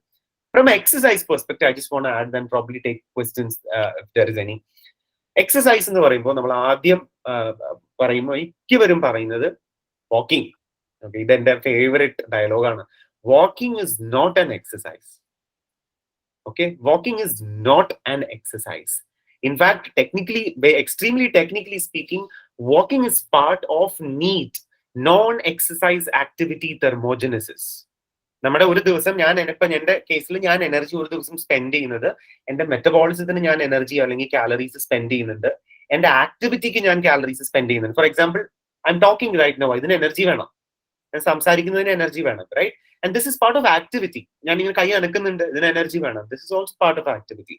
Even walking, ഞാൻ ഇവിടുന്ന് എണീറ്റ് അങ്ങോട്ട് പോയി, that walking is an activity and it's a great activity. I'm not saying it is any bad, but it's an activity. It's not an exercise, right? So non-exercise activity, and then there is of course exercise activity, right? About walking is great now, but walking is an activity. എന്ന് വെച്ചാൽ walking മോശമാണെന്നല്ല പറയണേ. Extremely ഇതായിട്ടുള്ള ആൾക്കാർക്ക്, mobility ഒക്കെ impaired ആയിട്ടുള്ള ആൾക്കാർക്ക് ചിലപ്പോ, അല്ലെങ്കിൽ എൽഡർലി ആയിട്ടുള്ള ആൾക്കാർക്കൊക്കെ വാക്കിംഗ് എന്തുകൊണ്ട് നല്ലത് തന്നെയാണ്. പക്ഷേ ഈ വാക്കിംഗ് ചെയ്തുകൊണ്ട് നമ്മുടെ മസിൽ ക്വാളിറ്റി ഇംപ്രൂവ് ചെയ്യില്ല. Okay, and why is muscle quality improve ചെയ്യുന്നത് ഇത്ര ഇമ്പോർട്ടന്റ്? ഒരു 35 മുതൽ 40 വയസ്സ് കഴിഞ്ഞാൽ നമ്മൾ എല്ലാവരും, this is natural process of aging, we go through something called age related sarcopenia. Age related sarcopenia എന്ന് പറഞ്ഞാൽ നമ്മുടെ മസിൽ ടിഷ്യൂസ് അല്ലെങ്കിൽ ലീൻ മസിൽ ടിഷ്യൂസ് റഫ്ലി അറൌണ്ട് 8 to 10% കുറഞ്ഞുകൊണ്ടിരിക്കും every 8 to 10 years. This is age related sarcopenia. This is natural. This happens for all of us, including me, right? പക്ഷെ ഇതിന്റെ pace കുറയ്ക്കാൻ പറ്റും. ആ പേസ് കുറയ്ക്കേണ്ടത് ഇമ്പോർട്ടന്റ് ആണ്. എന്തുകൊണ്ടാണ്? മസിൽ ആണ് നമ്മുടെ മെറ്റബോളിക്കലി മോസ്റ്റ് ആക്റ്റീവ് ആയിട്ടുള്ള tissue. Muscle spends more energy. Our metabolism will be much higher if the muscle quality in our body is higher, right? Muscle quality ഞാൻ ഉദ്ദേശിക്കുന്നത് ബോഡി ബിൽഡറിനെ പോലെ മസിൽ പെരിപ്പിക്കണം ആ രീതിയിലല്ല ഞാൻ ഉദ്ദേശിക്കുന്നത്. പറമ്പിൽ ഇറങ്ങി കളിക്കുന്ന ആൾക്കാരെ കണ്ടിട്ടുണ്ടോ? They will not look bulky, right? They don't look very muscular, right? But അവർ ചെയ്യുന്ന ജോലി, അവർക്ക് എടുക്കാൻ പറ്റാവുന്ന വെയിറ്റ്, അവർ പൊക്കുന്ന ഭാരത്തിന്റെ അളവ് എന്ന് പറഞ്ഞാൽ it's very high. They will be able to pack in a lot of power in one single punch, right? So that is what I mean by muscle quality. So improving muscle quality improves metabolism, which has a direct impact on improving overall metabolic parameters. And remember, എല്ലാ lifestyle disorders ഇന്റെയും വേറൊരു പേരും കൂടി in the metabolic disorders. Diabetes, metabolic disorder ആണ്. PCOS, metabolic disorder ആണ്. Thyroid, metabolic disorder ആണ്. Fatty liver, hypertension. These are all in some way related to metabolism. So if you want to kind of control it, improving metabolism is important, right? അവിടെയാണ് ഈ എക്സസൈസിന്റെ importance വരുന്നത്. കാര്യം muscle quality ആണ് directly മെറ്റബോളിസത്തിന് impact ചെയ്യുന്ന ഒരു parameter. Okay, അപ്പോ exercises obviously improves muscle quality. അപ്പോൾ നടത്തം ഒരു ആക്ടിവിറ്റി ആണ്, എക്സസൈസ് അല്ല. But great activity, don't stop doing it. But just don't kind of rationalize it as an exercise when you're able to do a lot more strenuous exercises. For example, even for elderly, when we get clients who are elderly or senior citizen, sometimes we tell them that hey, sit in a chair, run the Bisleri bottle vellam narachittu, you can do these exercises, right? ഞാൻ എന്റെ അമ്മൂമ്മ, ഞാൻ എപ്പോഴും പറയുന്ന example ആണ്. എന്റെ അമ്മൂമ്മ പണ്ട് കിണറ്റിൽ നിന്ന് വെള്ളം കോരുമായിരുന്നു. ഓക്കെ, കിണറ്റിൽ നിന്ന് വെള്ളം കോരും, എന്നിട്ട് 10 ചെപ്പൂടം എന്ന് പറയും, ചെമ്പൂടോ I don't know what it is called, ചെപ്പൂടം എന്ന് ഞാൻ പറയാറ്. അതിനകത്ത് വെള്ളം നിറച്ചിട്ട് ഈ വെള്ളം കൊണ്ടുപോയിട്ട് ചേനയ്ക്കും ചേമ്പിനും ഒക്കെ കൊണ്ട് ഒഴിക്കും. ഓക്കെ, ഇതേ എന്റെ അമ്മൂമ്മ ചെയ്യുന്ന ഇതേ എക്സസൈസ് ഇന്നിപ്പോ ഞാൻ ജിമ്മിൽ പോയിട്ട് സീറ്റഡ് കേബിൾ റോ എന്ന് പറഞ്ഞിട്ട് ഇങ്ങനെ ഇരുന്നിട്ട് സാധനം പിടിച്ചിങ്ങനെ വലിക്കും. Same exercise. മുത്തച്ഛന് തേങ്ങ ചമ്മന്തി അമ്മിയില് ആക്കിയത് ആണ് ഇഷ്ടം. ഓക്കെ, അപ്പോ മിക്സിയിൽ അരക്കില്ല, ആ അമ്മിക്കോഴ എടുത്തിട്ട് ഇങ്ങനെ ആക്കിയിട്ട് ഉള്ളി ചതക്കണമെന്നുണ്ടെങ്കിൽ ഇങ്ങനെ ആക്കി ചെയ്യുമായിരുന്നു. Exercises for the muscles. ഉഴുന്നാട്ടുന്നത് എക്സസൈസസ് ഫോർ ദ മസിൽസ്. ഇപ്പോഴത്തെ കാലത്ത് especially women, they don't get to do these things, right? പണ്ടത്തെ ആൾക്കാർ ഇതൊക്കെ എക്സസൈസ് ആയിട്ട് ചെയ്തിരുന്നില്ല, സാധാരണ ജോലി എന്നുള്ള രീതിയിൽ മസിൽസ് ഇൻക്ലൂഡ് ചെയ്യുന്ന ജോലികൾ ചെയ്തിരുന്നു. നടത്തത്തിൽ ഈ മസിൽസ് നമ്മൾ of course V are moving muscles, but ഈ മസിൽസിന് 10 ബക്കറ്റ് വെള്ളം കോരി കിണറ്റിന് വെള്ളം കോരി കഴിഞ്ഞാൽ നെക്സ്റ്റ് ഡേ ഇവിടെ നല്ല വേദന ഉണ്ടാവും. ആ muscle fibres will be broken. ആ ഒരു രീതിയിലുള്ള ഒരു anabolic muscle growth, muscle quality improvement എന്നുള്ള രീതിയിൽ ഒന്നും നമ്മൾ ചെയ്യുന്നില്ല. അതുകൊണ്ട് തന്നെയാണ് എന്റെ മുത്തച്ഛന് ഡയബറ്റിക് ആയിരുന്നില്ല, എന്റെ മുത്തച്ഛന് ഹൈപ്പർ ടെൻഷൻ ഉണ്ടായിരുന്നില്ല, അമ്മയ്ക്കും യാതൊരു ഇഷ്യൂസും ഉണ്ടായിരുന്നില്ല. Right? And that's come into foray only in the last 30-40 years. Before that it was not there, at least not so common. Earlier people used to get communicable diseases, അതായത് വെള്ളത്തിൽ നിന്ന് വരുന്ന malaria അങ്ങനത്തെ ഇഷ്യൂസ് ആയിരുന്നു ഉണ്ടായിരുന്നത്. Communicable disease ആയിരുന്നു. ഇപ്പോ communicable diseases we have managed because we have medical science which has improved so much. Now we are grappling with non-communicable diseases. അതെന്തൊക്കെയാണ്? ഈ പറഞ്ഞ ഡയബറ്റീസ്, ലൈഫ് സ്റ്റൈൽ കൊണ്ടുവരുന്ന ഡിസീസസ്, non-communicable disease. അതിൽ exercise is an extremely important factor which kinds of prevents it. പണ്ടത്തെ ആൾക്കാർ ജീവിത രീതി, general house hold വർക്കിന്റെ ഭാഗമായിട്ട് ഈ പറഞ്ഞ എക്സസൈസ് കാര്യങ്ങൾ ചെയ്യുമായിരുന്നു. അപ്പൊ I M A fan of doing wait training which involves muscles. അപ്പൊ ഞാൻ ഈ പറഞ്ഞ പോലെ 2 ബോട്ടിൽ എടുത്തിട്ട്, അപ്പൊ 2 ബോട്ടിൽ എടുത്തിട്ട് അതിൽ വെള്ളം നിറച്ചിട്ട് ചെയറിൽ ഇരുന്നിട്ട് മേലേക്ക് പൊക്കുക, ഇങ്ങനെ ചെയ്യുക. ഒരു ബോട്ടിൽ 1 ലിറ്റർ വെള്ളം ഒഴിച്ചു കഴിഞ്ഞാൽ ദാറ്റ്സ് 1 കിലോഗ്രാം. അപ്പൊ അത് കുറച്ച് ചെയ്ത് എളുപ്പമായി കഴിഞ്ഞിട്ടുണ്ടെന്നുണ്ടെങ്കിൽ അതിൽ വേണമെങ്കിൽ അരി ഇടാം. അപ്പൊ 2.5 കിലോ ആയി. കുറച്ചും കൂടെ നെക്സ്റ്റ് ആക്കണം എന്നുണ്ടെന്നുണ്ടെങ്കിൽ നനഞ്ഞ മണ്ണിടാം. അപ്പൊ ഒരു 4 കിലോ ആയി. അല്ലെങ്കിൽ ഒന്നും വേണ്ട, ഒരു ഡമ്പല് വാങ്ങിച്ചാൽ മതി. റൈറ്റ്? നല്ല ഒരു 3 കിലോ 4 കിലോന്റെ ഡമ്പല് വാങ്ങിച്ചിട്ട് ഇരുന്നിട്ട് വളരെ ഭാരിച്ച ജിമ്മിൽ പോയിട്ട് ചെയ്യുന്ന പോലെയുള്ള ഭാരിച്ച വലിയ എക്സസൈസും വെയിറ്റും ചെയ്യണം എന്നെല്ലാം പറഞ്ഞു. That's important. Yoga very important because it brings flexibility. അല്ലാണ്ട് ഫ്ലെക്സിബിലിറ്റി ഇല്ലാതെ വെയിറ്റ് ട്രെയിനിങ് മാത്രം ചെയ്ത് കഴിഞ്ഞിട്ടുണ്ടെന്നുണ്ടെങ്കിൽ നമ്മൾ ഇങ്ങനെ ഇറങ്ങേണ്ടി വരും. We don't need that. Flexibility is important. Apparently yoga is extremely helpful. It also touches the mind, body and soul. Cardio activity എന്ന് പറയുന്നത് walking ആണ്. അത് ചെയ്യാം. കാർഡിയോ എക്സസൈസ് പറ്റുമെങ്കിൽ ചെറിയ രീതിയിൽ സൈക്ലിംഗ് അങ്ങനത്തെ കാര്യങ്ങൾ ഇൻക്ലൂഡ് ചെയ്യാം. So that is from an exercise perspective. Okay, so walking is great. Multiply by your weight in kilogram into 2. Weight in kilogram multiply by 2. ഒരു നമ്പർ കിട്ടിയല്ലോ. അത്രയും കാലറിയാണ് നിങ്ങൾ ഒരു മുക്കാൽ മണിക്കൂർ ബ്രിസ്ക് വാക്ക് ചെയ്ത് കഴിഞ്ഞാൽ ബേൺ ചെയ്യുന്നത്. ഒരു ചപ്പാത്തി, ഒരു ദോശയിലുണ്ട് ഒരു 120 മുതൽ 130 കാലറി. പ്രൊവൈഡഡ് എണ്ണയൊക്കെ ഒന്ന് സൂക്ഷിച്ചാണ് യൂസ് ചെയ്യുന്നതെന്നുണ്ടെന്നുണ്ടെങ്കിൽ. അപ്പൊ ഞാൻ കലൂർ സ്റ്റേഡിയത്തിന്റെ അടുത്താണ് താമസിക്കുന്നത്. I seen people who go for a walk on the Kaloor stadium, come back and have 2 extra dosa. Right? അപ്പൊ പോയി 250 കാലറി എക്സ്ട്രാ വന്ന എക്സസൈസ് ചെയ്തുകൊണ്ട് 2 എക്സ്ട്രാ ദോശ കഴിക്കും. ഇനി ആ എക്സ്ട്രാ ദോശയുടെ ഒപ്പം ചിലപ്പോ നല്ല തേങ്ങ കട്ടച്ചമ്മന്തി ഒക്കെ ആണെന്നുണ്ടെങ്കിൽ പറയാൻ വേണ്ട, കാലറീസ് പിന്നെയും കൂടുകയാണ്. കാര്യം തേങ്ങ എന്ന് പറയുന്നത് കൊഴുപ്പാണ്, വെളിച്ചെണ്ണ വരുന്ന തേങ്ങയിൽ നിന്നാണല്ലോ. അപ്പൊ we kind of lose out on these kind of aspects. So ultimately I kind of wind up with this thing that I'm not talking about managing stress and meditation and all these things. As I said, everybody here is well educated, well read, well experienced, well exposed. My idea was to basically make you think in certain aspects which probably might be helpful for you to further your curiosity. If at all you felt curious about whatever I've spoken to, maybe do a little bit of an informed googling. An informed googling. That informed is the capital letters, bold, underline, quote. That's very important. You will find a lot of crap on the Google as well. അപ്പോൾ ആ ഒരു രീതിയിലുള്ള ഒരു sustainable and healthy life style is what I always advocate. Because again, as I said, there is no point living every day for tomorrow and never ever living it today. So how do you get the best of both worlds?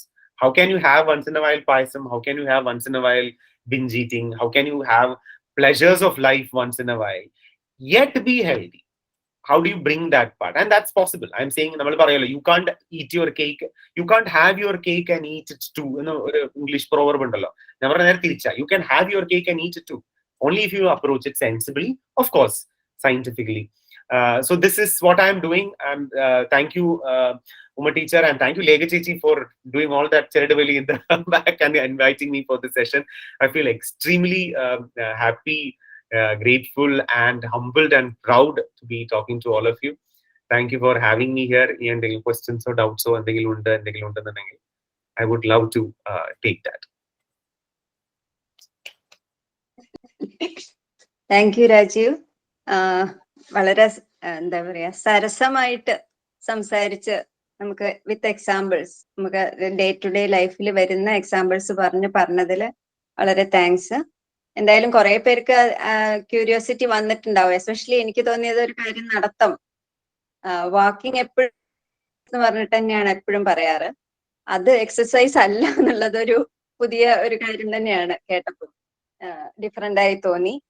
അതുപോലെ പലർക്കും പല അഭിപ്രായം ഇപ്പൊ തോന്നിയിട്ടുണ്ടാവും, മനസ്സിൽ ചോദ്യങ്ങളും ഉണ്ടായിരിക്കും. അപ്പൊ അതുകൊണ്ട് ഞാൻ അധികം സംസാരിക്കുന്നില്ല. ഞാൻ ആദ്യമായിട്ട് നമ്മുടെ അലുമിനി അസോസിയേഷൻ പ്രസിഡന്റ് മഹാദേവ് അമ്പിള്ള സാറിനെ 2 വാക്ക് സംസാരിക്കാനായിട്ട് വിളിക്കും. Sir. Welcome. Can you hear me? കേൾക്കാം sir. Yes, sir. Okay. Good evening, Rajeev, respected teachers and dear alumni. ഞാനൊരു ഇത്തിരി ലേറ്റ് ആയിട്ടാണ് ജോയിൻ ചെയ്തത് because I reached home at only after 7 o'clock. I couldn't hear the first part I couldn't hear well, but second part I have heard because I was not familiar to the activities of Rajeev.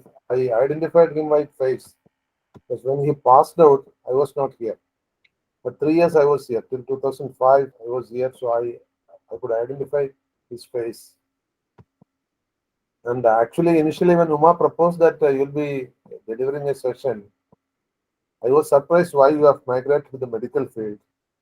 So obviously, yours is a common observation with some enthusiasm.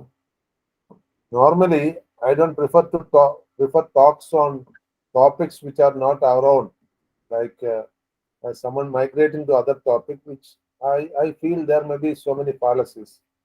But I have been listening to your talk and I felt that you are talking only things which you convinced yourself. That's a good thing. I've been also doing a lot of self-study on such subjects. Health is a concern for all.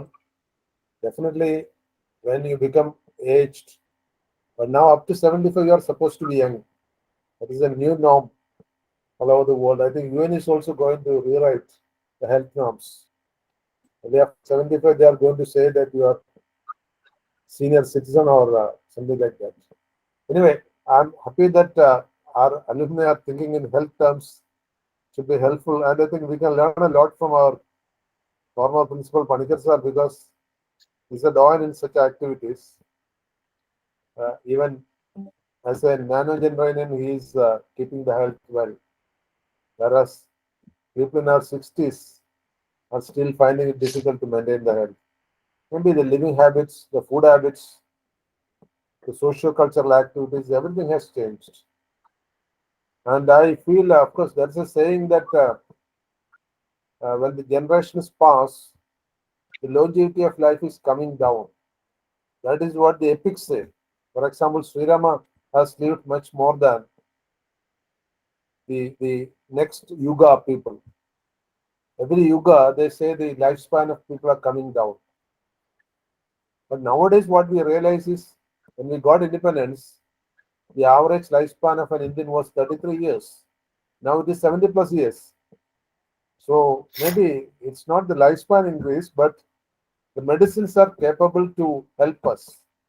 Whatever we say negative about medicines, there are some positive aspects. It gives us longevity. Many of us do say that the natural living is better, medicines are dangerous. But definitely, if that is true, in the pre-independence era or in the last century, our lifespan should have been much more. So medical science is of definite help.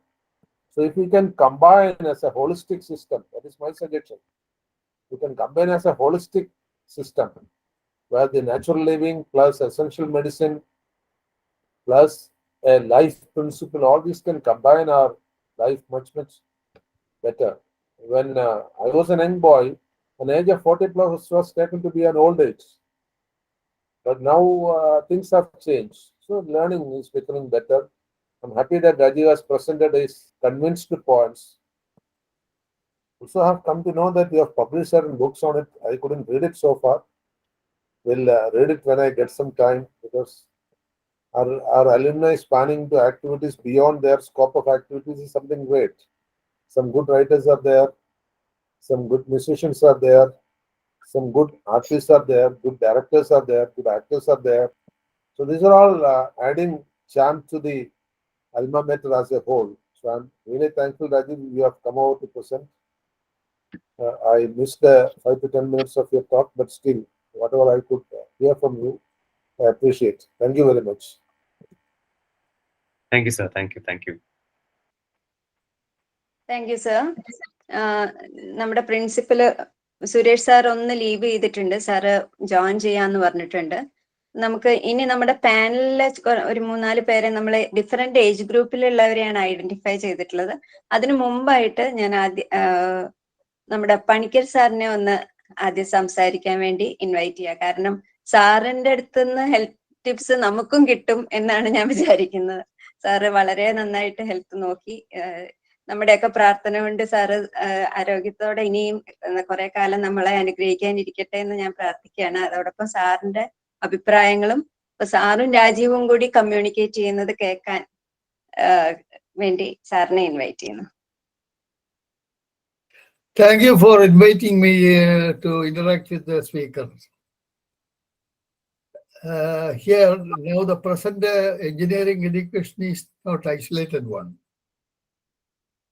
The emerging field is that it is linked with several fields of activity. One is medicine, agriculture, industry, all this have to be integrated with the basic course. We are giving only the basic things in the engineering degree course. But it should be given some direction. Some orientation should be incorporated in the syllabus itself. So, unfortunately, people without any field experience are controlling and deciding the fate of these students. So that is a very unfortunate thing.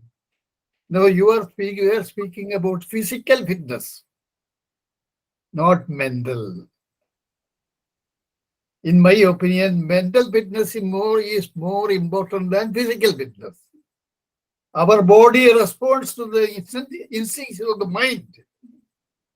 If you feel you are sick, your body will also become sick automatically.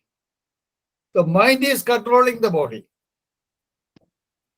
And also it's a reciprocal relationship. When you feel something, some ailment, body affects your mental activity.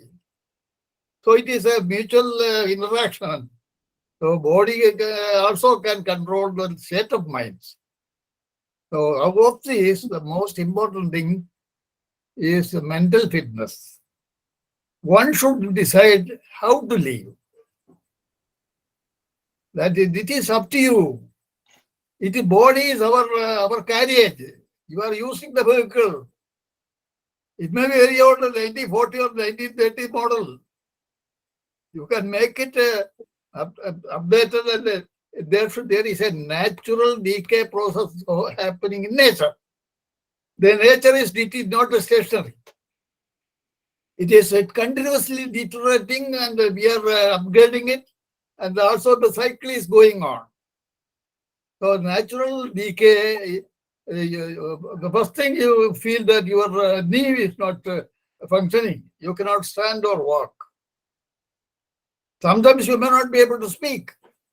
So different types of ailments will be there. But once you decide that I am the master of the body, it is your duty to control it and maintain it. Control means in all aspects, in the intake and the outlet. So this is a system where some inlet is there, some activity is there, and then rejection also will be there. Waste is a natural thing. But you should see that the waste materials on your body is naturally vacated, defecated. So you can understand, you can estimate that the condition of your body. Now the present medical system is, we are treating not for the disease. You take medicine as a preventive thing. You are afraid of diabetics. So once somebody says that you are likely to be diabetic, take this medicine. Immediately you succumb to the pressure. You are intake is medicine. The medicine intake is not according to the actual requirement.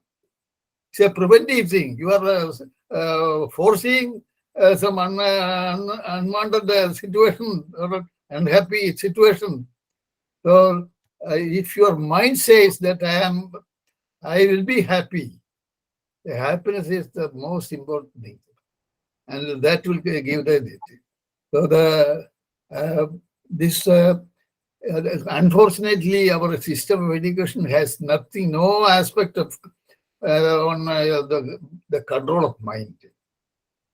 What is way of life?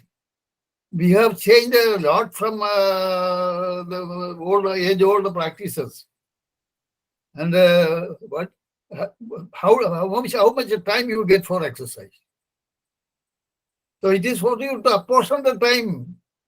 I will do something as exercise, walk for half an hour, or do yoga for say half an hour.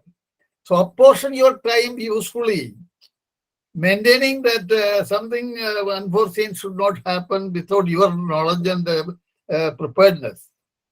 And it's in spite of all these things, when you are on test, when your sodium goes down, you will be frantic. Sodium level goes down, your memory is affected. The medical system is giving us so many advices. Take something. If somebody says that your sodium level is low, can you take half a kilo of salt and compensate for it? No, body has a natural thing, a natural tendency or capacity to assimilate certain only small amount of what you give. Excess is actually to be rejected. Our kidney is a controlling device. So all these things you should verify, not by daily morning and evening medical checkup. So the best thing is be fully aware of the condition of your body, whether you can move your leg and other limbs, whether you can think, whether you can sleep peacefully. So these things are inherent. Unfortunately, the human system is the most unpredictable thing. A healthy person may vanish in no time. So unpredictability is always there. So be prepared for that. Why bother about it? So don't bother about what is, but to take minimum medicine. So all medicines have side effects. The medicine cures one disease and gives some other thing. It substitutes the original one with more grievous disease. So this taking some medicine, you may become suddenly blind. There are cases I see in the case of some treatment. Once you take a tablet, after half an hour, your leg your body becomes stiff, and you become restless. So medicine, you should take minimum medicine because it is a fertile field for market. It is actually, this market is exploiting your weakness, mental weakness, and also. But essentially, of course, we have no other go. Sometimes when you feel something that you cannot treat yourself only, but you can feel that you are going to be sick. So it gives some symptom. All disease will give you a few hours of time for preparation. It will warn you. You are likely to fall ill. So beware of all this, and you should be part of the environment. You are not a different entity. So you live along with the environment. All environmental changes also will affect your activity. For the last 2 years, our entire system has been derailed because of this epidemic. So your entry into an entirely, I don't say entirely, but it's a related one, an essential one for human life, and it is quite welcome. So give some advice. You cannot carry a oxygen oxygen generator test equipment. Look at it, it is 95, 98. and the pulse may be in 100. So you don't be alarmed with all these equipments. They may be faulty. No equipment is 100% accurate, but have a firm, determined mind. That only will save you. Even if you are, we are not going to live for centuries. Our life period is destined to have an end. Prepare for it and face it. By the time only think that you should not be a burden to your dependent.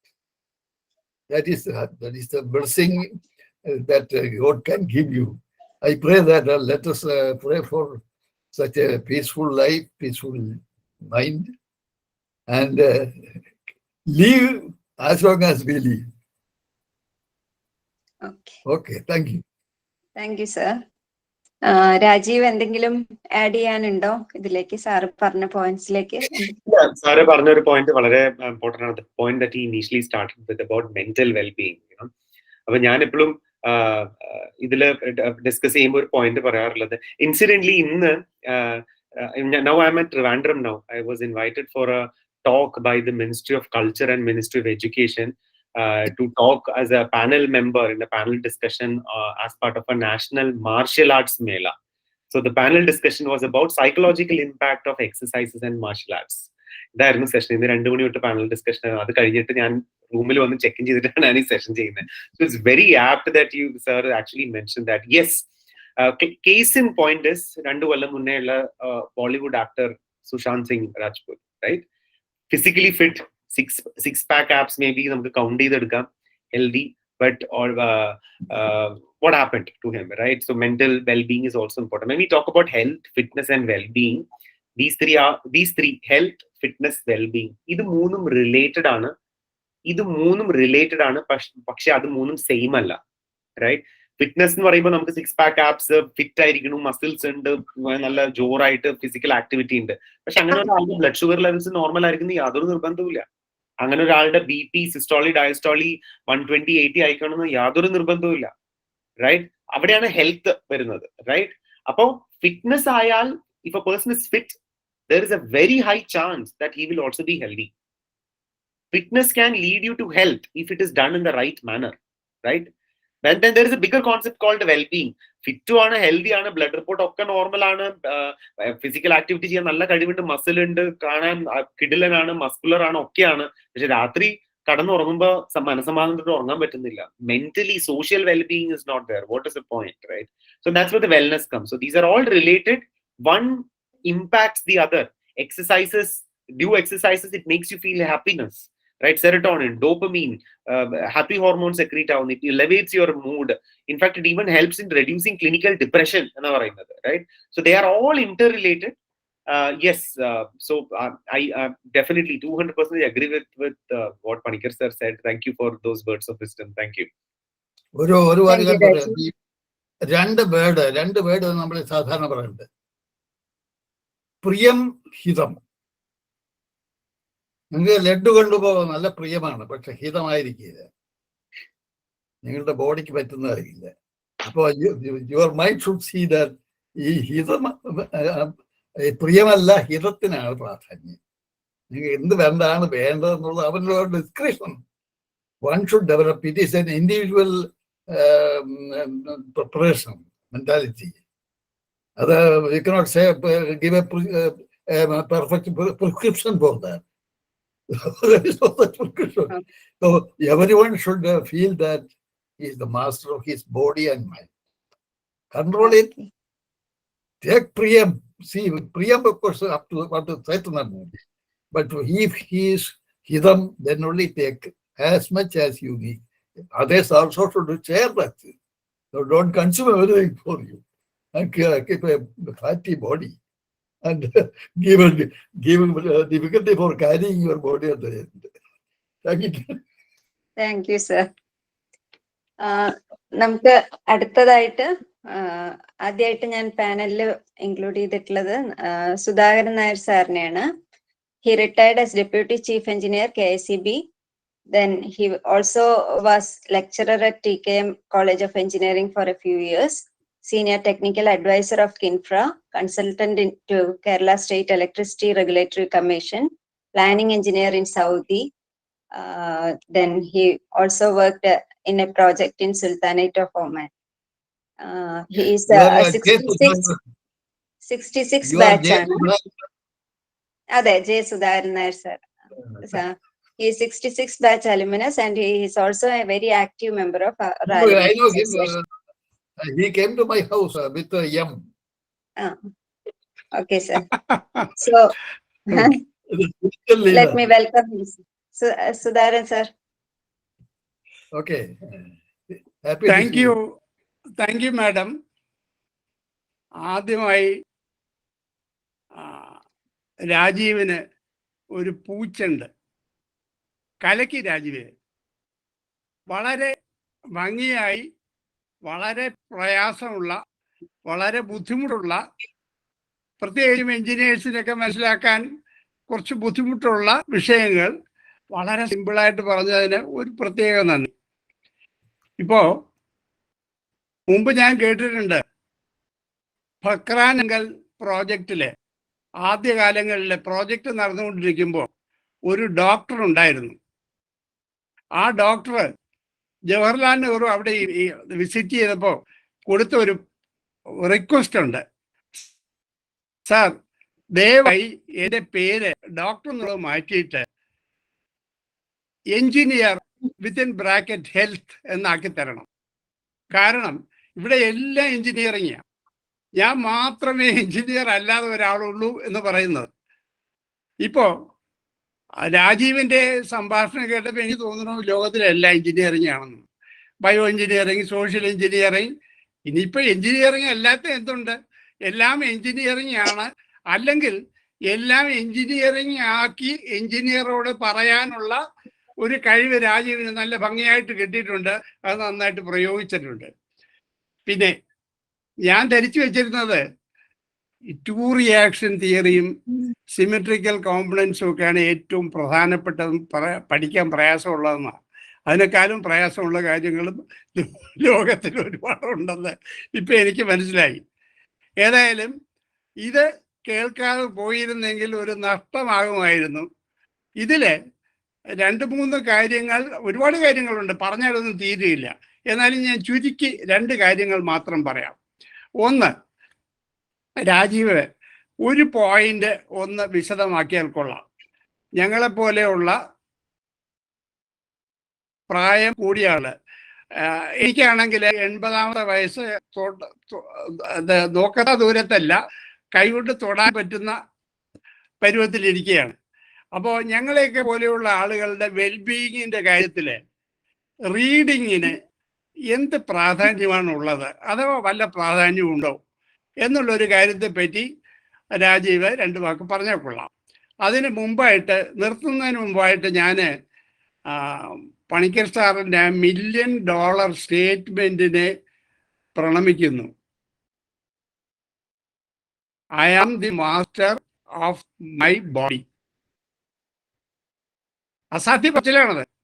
പണ്ട് ഒരു English poem പഠിച്ചതാണ് എനിക്ക് ഓർമ്മ വരുന്നത്. അതിൽ poet പറയാണ്, I am the captain of my soul, I am the master of my fate. അങ്ങനെ ഒരു സ്ഥിതിയിലെത്തിക്കഴിഞ്ഞാൽ വെൽബീയിങ്ങിന് പിന്നെ വലിയ ദൂരമില്ല എന്നാണ് എനിക്ക് തോന്നുന്നത്. ഏതായിരുന്നാലും ഈ റീഡിങ്ങും വെൽബീയിങ്ങുമായിട്ടുള്ള എന്തെങ്കിലും റിലേഷൻ ഉണ്ടെങ്കിൽ അതിനെപ്പറ്റി 1-2 കാര്യങ്ങൾ പറഞ്ഞാൽ കൊള്ളാമെന്ന് എനിക്ക് ആഗ്രഹമുണ്ട്. Thank you. Thank you, sir. Thank you. Reading and well-being. So, reading, if it is an activity, again, I'm relating it to the mental and the psychological aspects of well-being here, and that's where this question is stemming out, right? Appo, nammade, how do I put this? So, when you are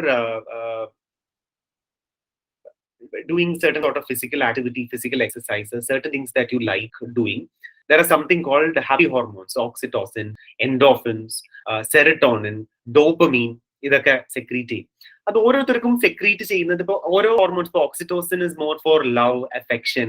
ഒരു അമ്മയ്ക്ക് ഒരു കുട്ടിയെ ചോറ് കൊടുക്കുമ്പോൾ അല്ലെങ്കിൽ പാല് കൂട്ടുമ്പോഴാണോ oxytocin കൂടുതൽ വരുന്നത്, അല്ലെങ്കിൽ അപ്പൊ ഓരോ ഹോർമോണിനും ഈ ന്യൂറോ ട്രാൻസ്മിറ്റേഴ്സും കൂടിയാണ് ഓരോ സ്പെസിഫിക് ആയിട്ടുള്ള ഒബ്ജക്റ്റീവ് ഓർ റീസൺ ഉണ്ട് ഇത് സെക്രീറ്റ് ചെയ്യാൻ വേണ്ടിയിട്ട്, റൈറ്റ്? ഡോപ്പമിൻ എന്ന് പറയുന്നത് റിവാർഡ് സീക്കിംഗ് ആണ്. സെറട്ടോണിൻ എന്ന് പറയുന്നത് അച്ചീവ്മെന്റ് എന്തെങ്കിലും വരുമ്പോൾ ഉണ്ടാവുന്ന ഒരു ഫീലിംഗ് ആണ്, റൈറ്റ്? അപ്പോ ചില ആൾക്കാർക്ക് എന്തെങ്കിലും റിവാർഡ് എന്ന് പറയുന്നത് ചിലപ്പോ ഒരു മധുര പലഹാരം കഴിക്കുന്നതാവാം, റൈറ്റ്? ചില ആൾക്കാർക്ക് അതുകൊണ്ടാണ് when you eat a laddu, that person feels good and that feel good makes him eat more laddu and then eventually getting to some other problems, right? പക്ഷെ എല്ലാവർക്കും ആ ലഡു അല്ല പ്രശ്നം. ചില ആൾക്കാർക്ക് മധുരത്തിനോട് വലിയ താല്പര്യമില്ല, ചില ആൾക്കാർക്ക് വേറെ പലതുമാണ് അഡിക്ഷൻസ് ഉള്ളത്. അപ്പൊ ഇതും ഈ അഡിക്ഷൻസിനും പ്ലേ ചെയ്യുന്നത് ഹോർമോൺസ് തന്നെയാണ്. ഇതിനെ എങ്ങനെ നല്ല രീതിയിൽ നമുക്ക് ചാനലൈസ് ചെയ്യാന്നുള്ളത്, നല്ല രീതിയിൽ നല്ല സ്മാർട്ടായ രീതിയിൽ എങ്ങനെ ചാനലൈസ് ചെയ്യാന്നുള്ളത് വളരെ ഇമ്പോർട്ടന്റ് ആണ്. ഓക്കെ, അപ്പോ സ്മാർട്ടായ രീതി, ഒരു രീതി ഞാൻ പറയാം, റണ്ണേഴ്സ് ഹൈ എന്ന് പറഞ്ഞൊരു ടേം ഉണ്ട്. അതായത് എക്സസൈസ് ചെയ്ത് ഓടി ഒരു കാർഡിയോ എക്സസൈസ് ചെയ്ത് കഴിയുമ്പോൾ യു ഫീൽ വെരി ഹൈ, ഒരു feeling of high and elevated mood ഉണ്ടാവും. That's called runners high.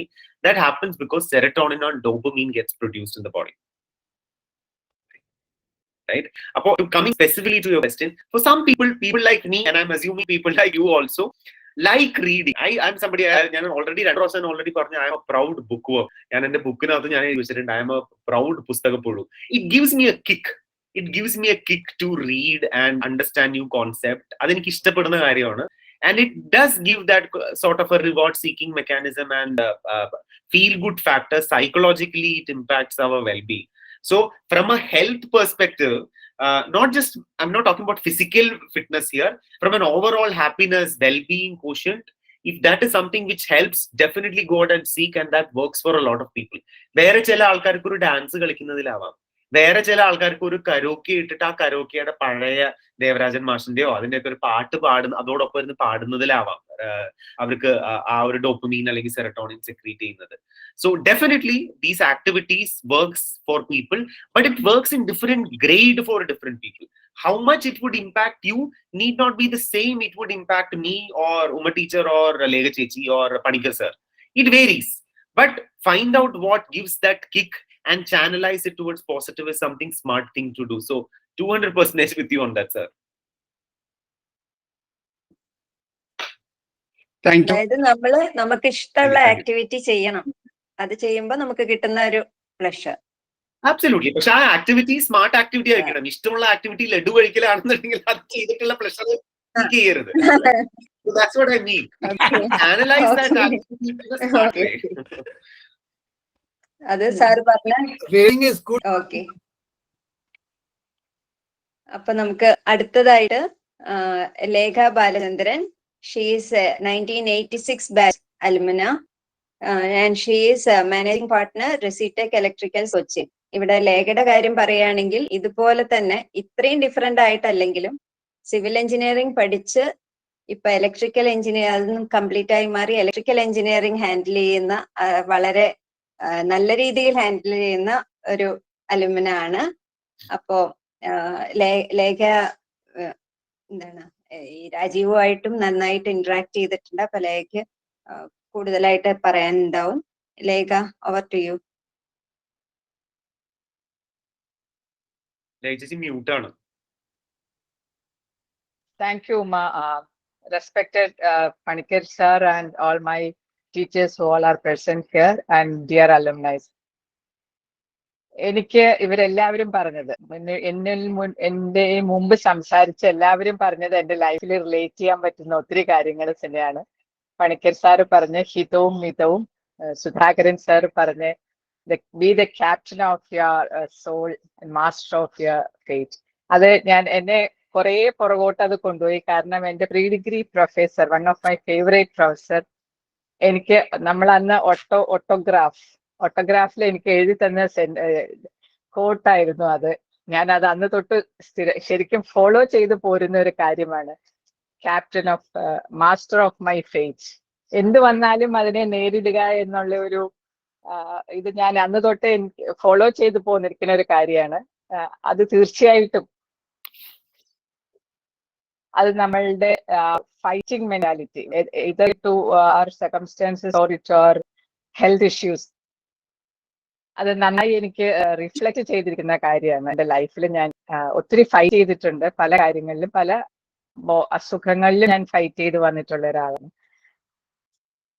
ഒത്തിരി പേര് ഇവിടെ ക്വസ്റ്റ്യൻസ് ചിലപ്പോൾ ചോദിക്കാൻ റെഡിയായി നിൽക്കുന്നുണ്ട്. ഞാനത് കൂടുതൽ ഇതിലേക്ക് പോകുന്നില്ല. ഒത്തിരി ക്വസ്റ്റ്യൻസ് രാജീവിനോട് ചോദിക്കാനും ഉണ്ട്. ബട്ട് ഫോർ എല്ലാവർക്കും വേണ്ടി, ഇവിടെയുള്ള പ്രസന്റ് ആയിരിക്കുന്ന എല്ലാ ലേഡീസിനും വേണ്ടി എനിക്കൊരു ക്വസ്റ്റ്യൻ ചോദിക്കാനുണ്ട്. യൂഷ്വലി ലേഡീസ് ആഫ്റ്റർ ഒരു mid-40s അല്ലെ early 50s ഫേസ് ചെയ്യുന്ന ഒരു പ്രോബ്ലമാണ് മെനോപോസൽ സിൻഡ്രോം. അത് ഒരു മിത്താണോ, അത് റിയൽ ഫാക്ട് ആണോ? കാരണം അതിൽ കുറേ പ്രോബ്ലംസ് അതിന് റിലേറ്റഡ് ആയിട്ട് സ്ത്രീകൾ എപ്പോഴും പറഞ്ഞു കാണുന്നുണ്ട്. ഒന്ന് ഒരു ബ്ലോട്ടഡ് ഫീലിംഗ് വരിക, ഒരു ഡിപ്രഷൻ വരിക, മൂഡ് സ്വിങ്സ് വരിക. അതെല്ലാം റിയൽ ഫാക്ട് ആണോ, അതൊരു മിത്താണോ? ബ്ലോട്ടഡ് ഫീലിംഗ് പലരും ഫേസ് ചെയ്യുന്നതായിട്ട് നമ്മൾ കാണുന്നുണ്ട്. അപ്പൊ അതിലത്തെ ഫാക്ട് എന്താണ് എന്നുള്ളതാണ് എന്റെ ഫസ്റ്റ് ക്വസ്റ്റ്യൻ. സെക്കൻഡ്, ഇത് ഞാൻ ഒരാളെ കോട്ട് ചെയ്യാമോ എന്ന് എനിക്കറിയില്ല, ഒരാളെ കുറിച്ച് പറയാമോ നമ്മളുടെ ഇതിലെന്ന് അറിയില്ല. പണിക്കർ സാർ അറിയുന്ന ഒരാളാണ്, എൻ്റെ ഒരു റിലേറ്റീവുമാണ്. He's now 94. സാറിന്റെ കണ്ടംപററി ആണ് മിസ്റ്റർ പരമേശ്വര പണിക്കർ. എനിക്ക് അറിയേണ്ട ക്വസ്റ്റ്യൻ, അദ്ദേഹം ഇന്ന് വരെ ലൈഫിൽ എക്സസൈസ് ചെയ്തിട്ടില്ല. അദ്ദേഹം ഇന്ന് വരെ ലൈഫിൽ ഒരു സിസ്റ്റമാറ്റിക് ഒരു അപ്രോച്ച് ലൈഫിൽ ഒരു കാര്യത്തിലും എടുത്തിട്ടില്ല, except his profession. He is the senior most practising advocate in Kerala high court. അദ്ദേഹത്തിന്റെ പാഷനും അദ്ദേഹത്തിന്റെ ഫുൾ ടൈം ഇൻവോൾവ്മെന്റും ആ പ്രൊഫഷനിൽ മാത്രമാണ്. ഒരിക്കലും ടൈമിന് ഫുഡ് കഴിച്ചിട്ടില്ല, ഒരിക്കലും ടൈമിൽ ഉറങ്ങിയിട്ടില്ല, ഒരിക്കലും ടൈമിൽ എണീറ്റിട്ടില്ല. But he is perfectly healthy. അതിന്റെ കാരണം എന്താണെന്ന് കൂടി ഒന്ന് അറിഞ്ഞാൽ എന്തായിരിക്കും? അത് ജെനറ്റിക്സ് ആണോ അവിടെ പ്ലേ ചെയ്യുന്നത്? സാറ് പറഞ്ഞ മാതിരി മൈൻഡ് ആണോ പ്ലേ ചെയ്യുന്നത് അവിടെ? Main factor. സമയം, ഇഫ് ടൈം പെർമിറ്റ്സ്, ഇത് രണ്ടും ഒന്ന്. Thank you. രണ്ടാമത്തെ ക്വസ്റ്റ്യൻ ഞാൻ ആദ്യം ആൻസർ പറയാം, because I don't have A specific answer. അതുകൊണ്ടാണ് ഞാൻ ആദ്യം രണ്ടാം ക്വസ്റ്റ്യൻ ആൻസർ പറയുന്നത്. I would say in my very limited understanding and in my limited knowledge so far, I would say it is just sheer luck with regards to ചിലപ്പോ നമ്മുടെ മാതാപിതാക്കൾ ചെയ്ത സുഹൃതം ആവാം, ചിലപ്പോ നമ്മുടെ വീട്ടിൽ ആരുടെ പ്രാർത്ഥന ആവാം, ചിലപ്പോ ദൈവാധീനമാവാം, ചിലപ്പോ ജെനറ്റിക്സ് ആവാം, എന്തും ആവാം. എവറിത്തിങ് ഞാൻ എല്ലാം luck എന്നുള്ള രീതിയിൽ പറയുന്നുള്ളൂ. Because it is a fact, proven fact, that bad lifestyle takes you to bad low quality of life and eventual much lower age and higher mortality. That is a proven fact. There is no two ways or questions about it, but always there will be outlier. Remember, figures can lie, liars can figure. നമ്മൾ ഈ numbers എല്ലാം ചെയ്യുമ്പോൾ, even blood ഷുഗറിന്റെയും കൊളസ്ട്രോളിന്റെ number എടുക്കുമ്പോൾ എന്താ ചെയ്യുന്നത്? നമ്മളൊരു normal distribution curve, ഒരു Gaussian കർവിനുള്ളിൽ fit ചെയ്യും. There is a 95% probability these many numbers will fall in this, and that is a range നമ്മൾ സ്റ്റാൻഡേർഡ് ആയിട്ട് നമ്മൾ അപ്ലൈ ചെയ്യുക അല്ലെ? അപ്പൊ but there are always variables outside with p value 0.5 or less than ഇതുണ്ട്, വരുന്നുണ്ട്. അത് അപ്പൊ അതേപോലെ ആ ഒരു variance is always there, but that variance is not the larger data. So if that person is lucky to be that variant, good for him. But there are also people who are extremely conscious about eating healthy and are eating healthy and are exercising but succumb to diseases at much younger age, who's on the other side of the Gaussian curve. Adund, right? But idu randum in the 5%, 2.5 on the other side and 2.5 on the other side extremities le data ആണ്. പിന്നെ engineering ആയതിന്റെ ഒരു ഗുണം ഇതാണ്, എന്ത് explain ചെയ്യുമ്പോഴായാലും നമുക്ക് ഇതേപോലെ numbers ഒക്കെ എടുത്തിട്ട് എക്സ്പ്ലെയിൻ ചെയ്യാൻ കഴിവ് കിട്ടും. അപ്പൊ അത് NSSൽ പഠിച്ചായിരുന്നു, പല കാര്യത്തിലായാലും അതെന്റെ ബുക്കിലായാലും ഇതേപോലെ കാര്യങ്ങളൊക്കെ ഞാൻ എടുത്തിട്ടുണ്ട്. People can relate much faster. Arthritis ഞാൻ എക്സ്പ്ലെയിൻ ചെയ്യുന്നത് കാർ ഒരയുന്നത് പറഞ്ഞിട്ടാണ്. ഷോക്ക് അബ്സോർബേഴ്സ് മോശമായതുകൊണ്ട് കാർ ഒരയുത്രേ. അതേപോലെ തന്നെയാണ് മസിൽസ് ഷോക്ക് അബ്സോർബേഴ്സ് മോശമാകുമ്പോൾ എല്ലു അറിയുന്നത് എന്നുള്ളത്. People relate to it faster. Anyways, so that I don't have an answer to the second question. I smartly dodged it. First question that you asked, which I have an answer for. Yes, it is real. Menopause related issues are real, women going through it. It varies again differently for different people. Some people get hot flashes, some people get severe bloating, some people get extreme weight gain. Osteoporosis is very common during menopause. Osteoporosis എന്ന് പറഞ്ഞിട്ടുണ്ടെങ്കിൽ ബോണിന്റെ mineral density കുറയുന്നത് വളരെ common ആണ്. Vitamin D ഒരു 85% സ്ത്രീകൾ മാത്രമല്ല എല്ലാവരും, ഇപ്പൊ നമ്മള് ഇതിനകത്തുള്ള 25 പേരിൽ ഒരു 85% ആൾക്കാർ വൈറ്റമിൻ ഡി ഡെഫിഷ്യന്റ് ആയിരിക്കും.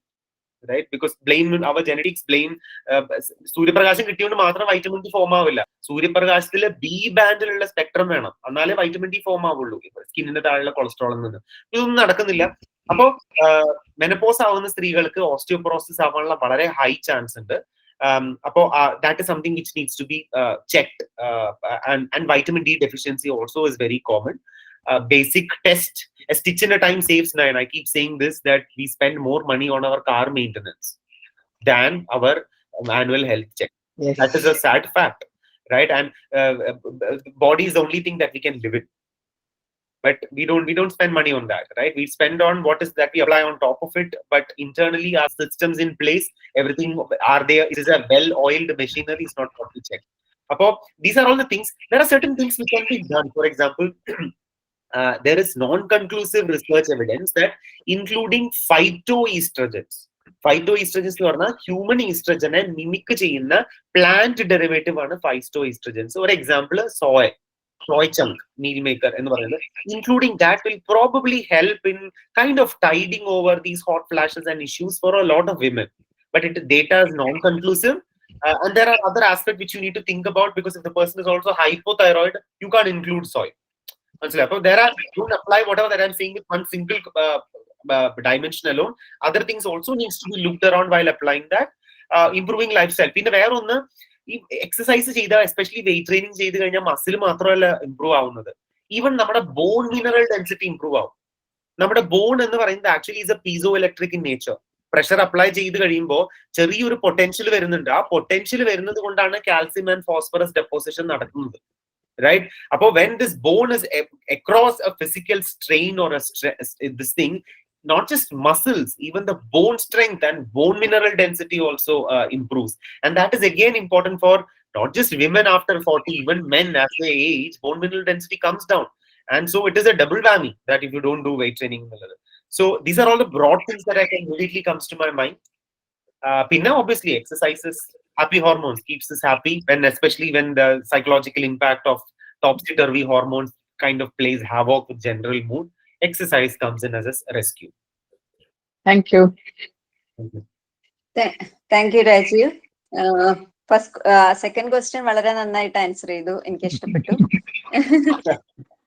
കാരണം 94 വയസ്സായിട്ട് ആ സാർ അങ്ങനെ ഇരിക്കുന്നു എന്ന് വെച്ചിട്ട് നമ്മള് we should not do like that.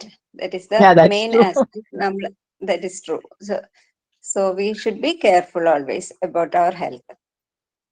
നമുക്ക് പ്രിൻസിപ്പൽ തിരിച്ച് ജോയിൻ ചെയ്തിട്ടുണ്ട്. സാറിനെ ഒന്ന് 2 വാക്ക് സംസാരിക്കാൻ. ഹലോ രാജീവ്, എനിക്ക് ആക്ച്വലി തുടക്കം മാത്രമേ കേൾക്കാൻ പറ്റുള്ളൂ, പിന്നെ എനിക്കൊരു ഫംഗ്ഷനിൽ പോകേണ്ടതുണ്ട്. എന്നാലും എനിക്ക് വളരെ ഇഷ്ടമായിരുന്നു തുടക്കത്തിൽ നിങ്ങളുടെ ആ സ്റ്റോറി, അതായത് brown rice white rice. Actually അതിൽ നിന്ന് നിങ്ങളൊരു മെസ്സേജ് നൽകുന്നതെന്ന് വെച്ചിട്ടുണ്ടെങ്കിൽ നമ്മൾ ഹെൽത്ത് കോൺഷ്യസ് ആണെന്ന് വെച്ചിട്ട് നമുക്ക് ഇഷ്ടമുള്ളതൊന്നും വേണ്ടാന്ന് വെക്കണ്ട എന്നുള്ളതാണ്. ഒരിക്കലും നമുക്ക് അറിയാം, ഇഷ്ടമുള്ള കാര്യങ്ങൾ കഴിക്കുമ്പോൾ ഒരു മാനസികമായിട്ടുണ്ടാകുന്ന സന്തോഷമൊക്കെ ശരിക്കും എന്താ പറയാ, നമ്മൾ ഹെൽത്ത് കോൺഷ്യസ് ആയിട്ട് ഇഷ്ടമല്ലാത്തൊരു സാധനം കഴിക്കുന്നതിനെയൊക്കെ ഡൊമിനേറ്റ് ചെയ്ത് നിൽക്കും. അത് എനിക്ക് ആക്ച്വലി ഈ അടുത്ത കാലത്ത് ഞാൻ അങ്ങനെ ഒരു ചെയ്യാൻ തുടങ്ങി. ഞാൻ ഭയങ്കര ഹെൽത്ത് കോൺഷ്യസും ഡയബറ്റിക്കും ഒക്കെയാണ്. പക്ഷെ അടുത്ത കാലത്ത് നിങ്ങൾ പറഞ്ഞ പോലെ അളവ് കുറച്ചാണെങ്കിലും ഇഷ്ടമുള്ള കാര്യങ്ങളൊക്കെ കഴിക്കാൻ തുടങ്ങി. എന്തായാലും നിങ്ങളുടെ ഒരു ടോക്ക് മുഴുവനായിട്ട് കേൾക്കാൻ പറ്റാത്ത ഒരു നഷ്ടമാണ്. പക്ഷെ ഞാൻ എൻ്റെ റെക്കോർഡ് വെർഷൻ കേൾക്കും. പിന്നീട് ഞാൻ ആലോചിക്കുന്നത് ആക്ച്വലി നമ്മുടെ കോളേജിലെ കുട്ടികൾക്കും യൂസ്ഫുൾ ആവുന്ന രീതിയിലൊരു വെബിനാറും കൂടെ ആലോചിക്കുന്നുണ്ട്. അത്രയും യൂസ്ഫുൾ ആയിരിക്കും. അപ്പൊ എൻ്റെ ഒരു സംശയം എന്ന് വെച്ചിട്ടുണ്ടെങ്കിൽ, നിങ്ങളിപ്പോ പറയുന്ന കാര്യങ്ങൾ ഒരു കുട്ടികളെ സംബന്ധിച്ചിടത്തോളം ഒക്കെ അപ്ലിക്കബിൾ ആണോ അല്ലേ എന്നുള്ളതാണ്. അതിനെ പറ്റിയിട്ട് എന്താണ് പറയാനുള്ളത്? അപ്പൊ ആക്ച്വലി അത് എൽഡർ ഏജിലുള്ളവർക്ക് മാത്രമാണോ എന്നുള്ളത്?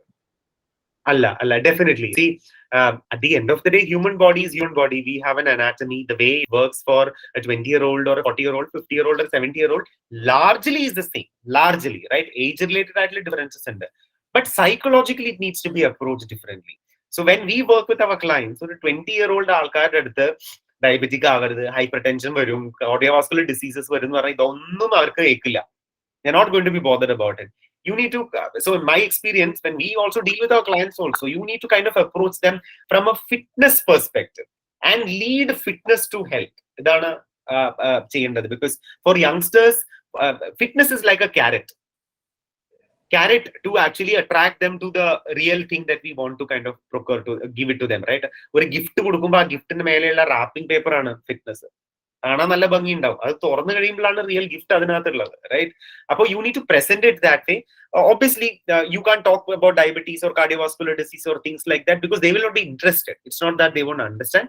There you need to talk from a look great, look fit, improve confidence, how that will impact your career, how that will allow you to crack more jobs or look better and improve overall health and well-being, and lead that up into health or add-on approach. And that's my experience so far, having worked or having done similar workshops or sessions for corporates or younger aged population. So essentially the same thing, old wine in new bottle, a slightly different bottle. that's the approach, sir. Okay, thank you. Another explanation. I wish you all the best. Thank you, sir. Thank you. Thank you, sir. Next, let me call Shyam Sundar. He is 1996 batch alumnus and he is working as regional director, Chloride, Jumeirah, Dubai. Shyam. Good evening to everybody, teachers, guests, alumni. Thank you very much for bringing me here. Beautiful topic. Rajeevam, Janam, we know each other. I have been, I've worked with him on myself when I needed support.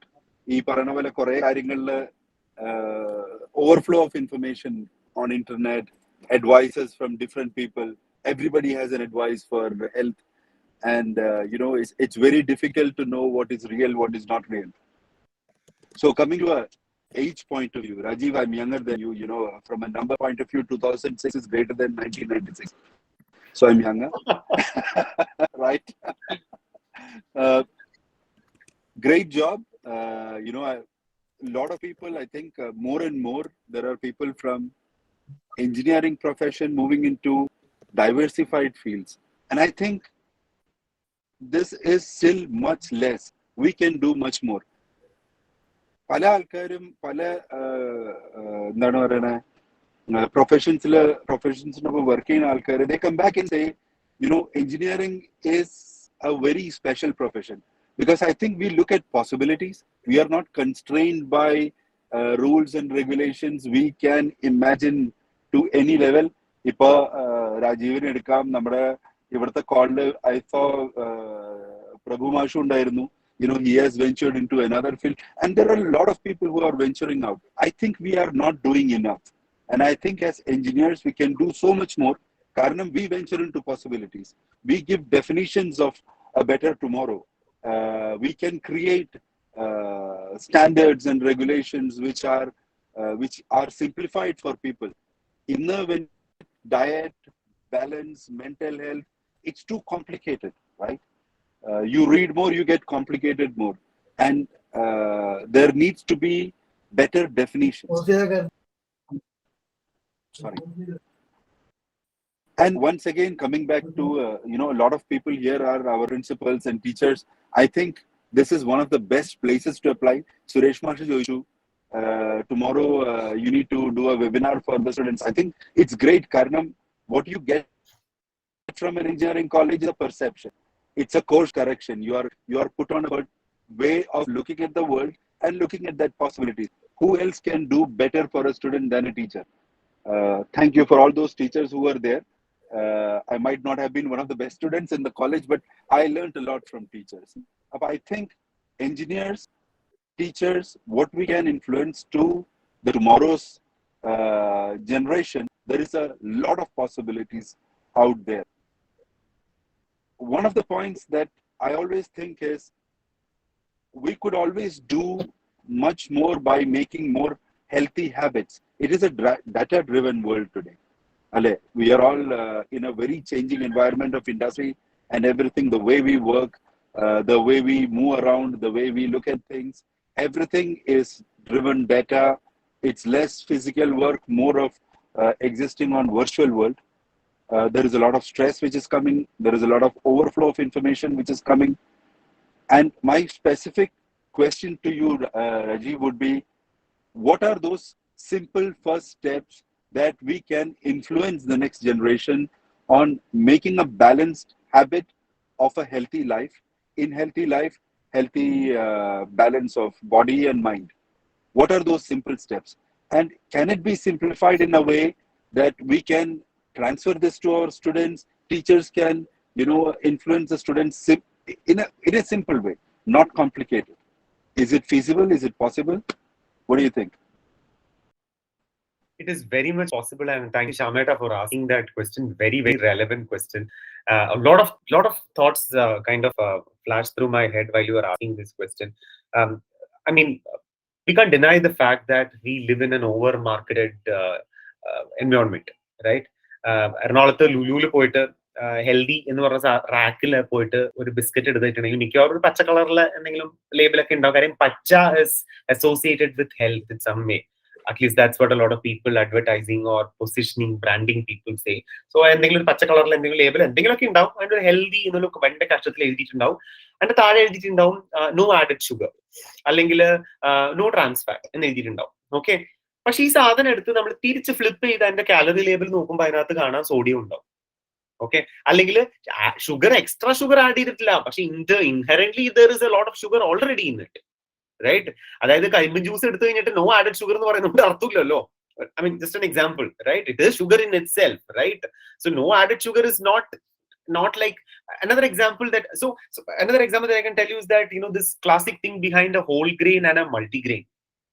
Multigrain cookie എന്ന് പറയുമ്പോൾ immediately നമ്മൾ healthy ആണെന്ന് വിചാരിക്കുകയാണ്. Okay, healthy ആവാം, യാതൊരു നിർബന്ധമില്ല healthy ആയിക്കൊള്ളണം എന്ന്.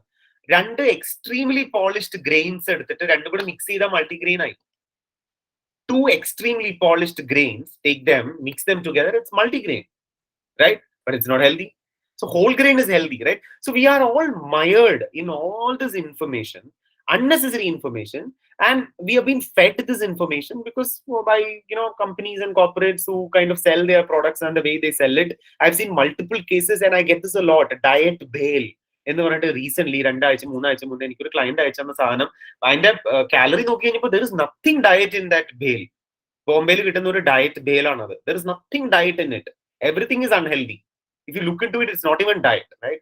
So what can we do to kind of influence and help the next generation to make things simpler, in my opinion? Okay, we complicate and do analysis paralysis. I also believe all good things in life are simple.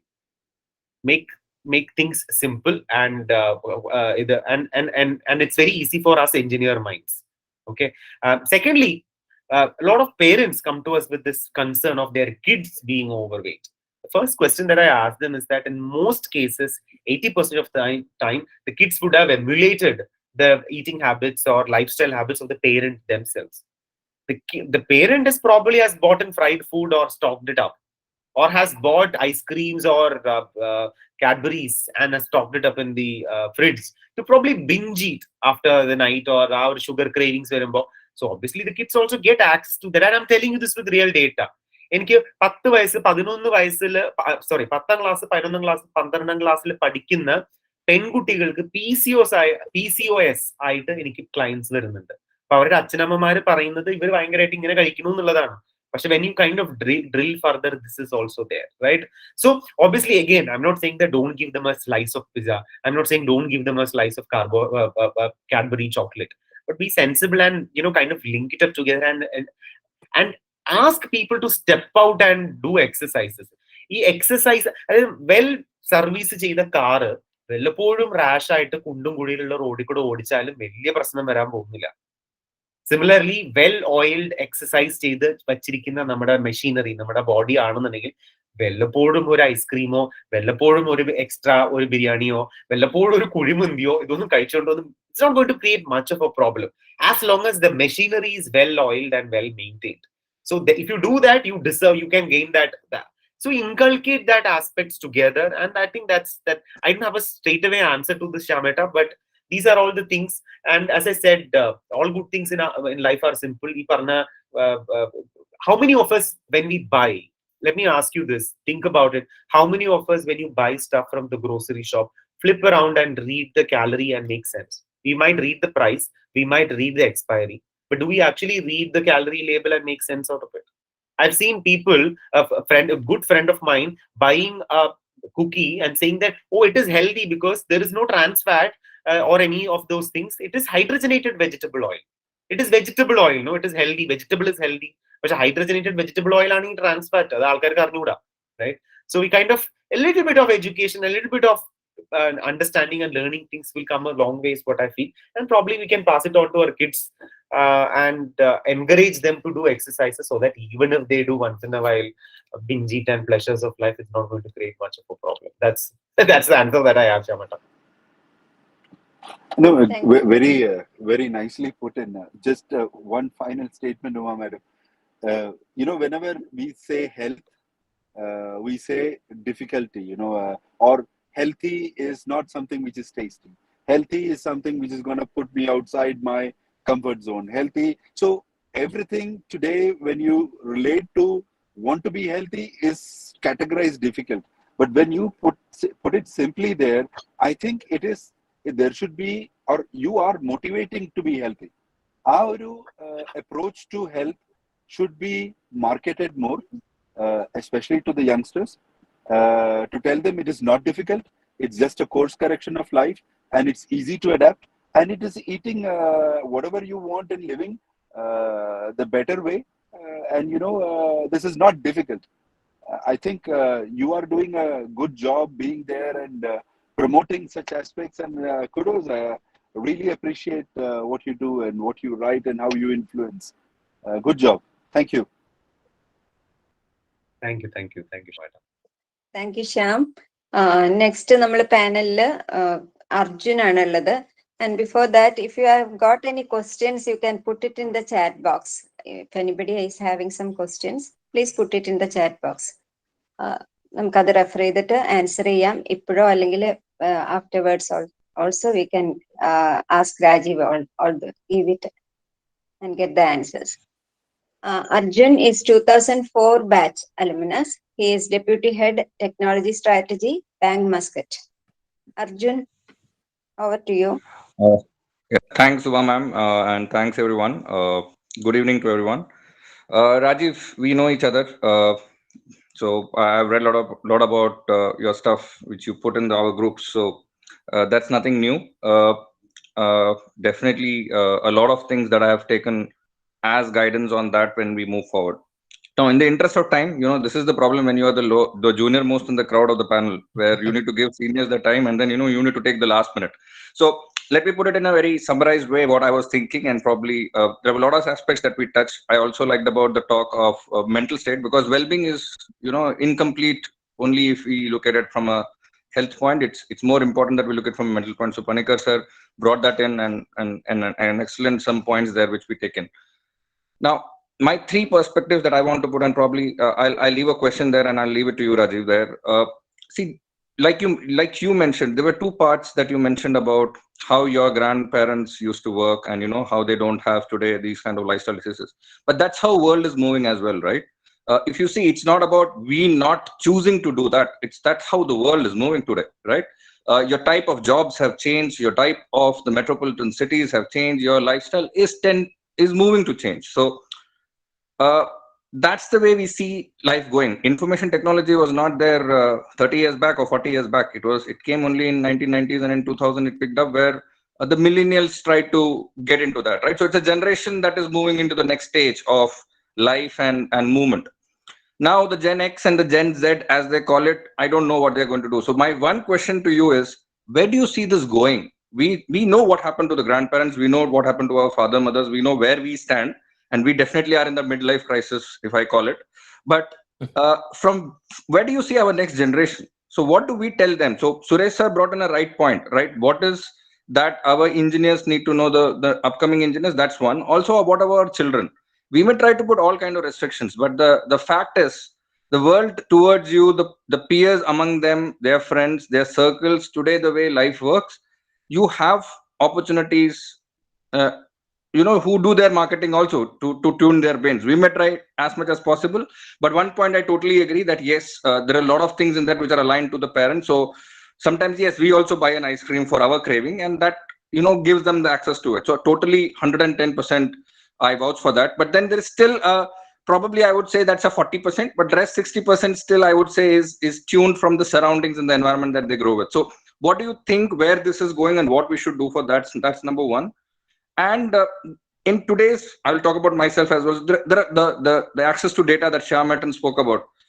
The access to data we have so much, but the alternates and opportunities also are so much, right? From your point, when you, as a company, you definitely be looking at business revenue also, right? You have a uniqueness in the way you present yourself. But what about the other stuff? Because today people talk about blindly about things like intermittent fasting, keto, these kind of things, which are quite prominent. If I see among my friend circles and stuff, they don't. It's half education probably, like you said, half knowledge.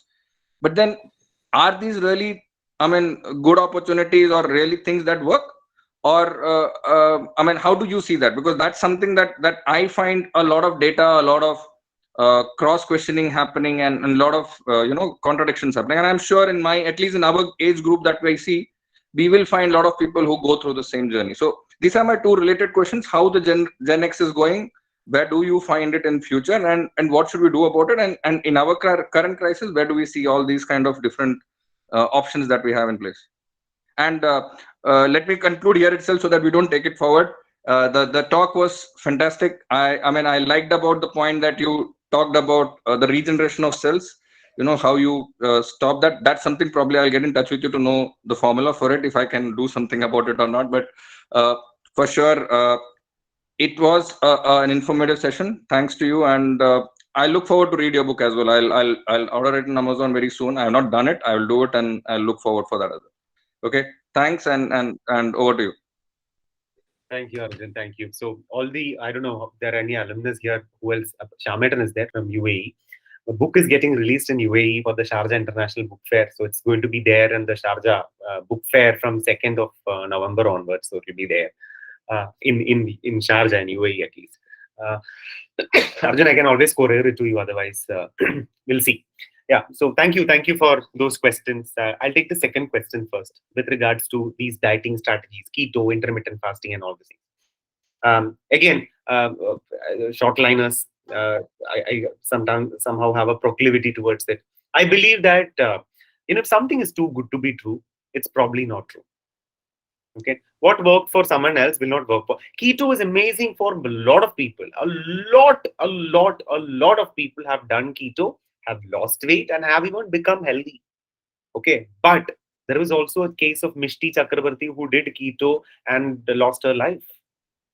An actress, a year and a half back, she got some kidney complications because of keto. If a person who has gallbladder stone does keto, it is detrimental. It can create severe issues and abdomen pain, and sometimes even blockages of the gallbladder. Right? Someone who has had a gallbladder removed because of cholelithiasis or gallbladder stones should never do keto. Someone who has who is on insulin should never do intermittent fasting. Someone who has acidity or gastric ulcers or peptic ulcers, if you do intermittent fasting, gone case.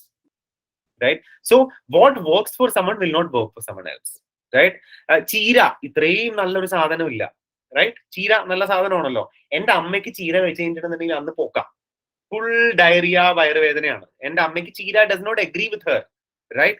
So bucketizing and saying that this is good and this is bad need not always work for a lot of people. Again, that Gaussian curve, it works for a lot of people, but there are certain people it doesn't work.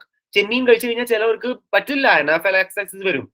Anaphylaxis എന്ന് പറഞ്ഞിട്ടുണ്ടെങ്കിൽ തടിച്ചു പൊന്തി severe histamine reaction വരും. So I don't believe in bucketizing and say this is the best part. And sadly, fitness and health is a lot like religion of late. Wherein, I did keto, I got results, so keto is the only thing to do.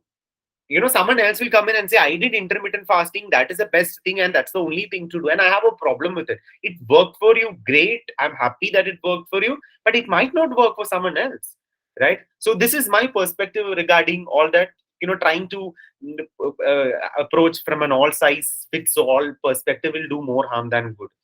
coming to your first question that you asked regarding the question about the where do we see ourselves, I already by part answer either.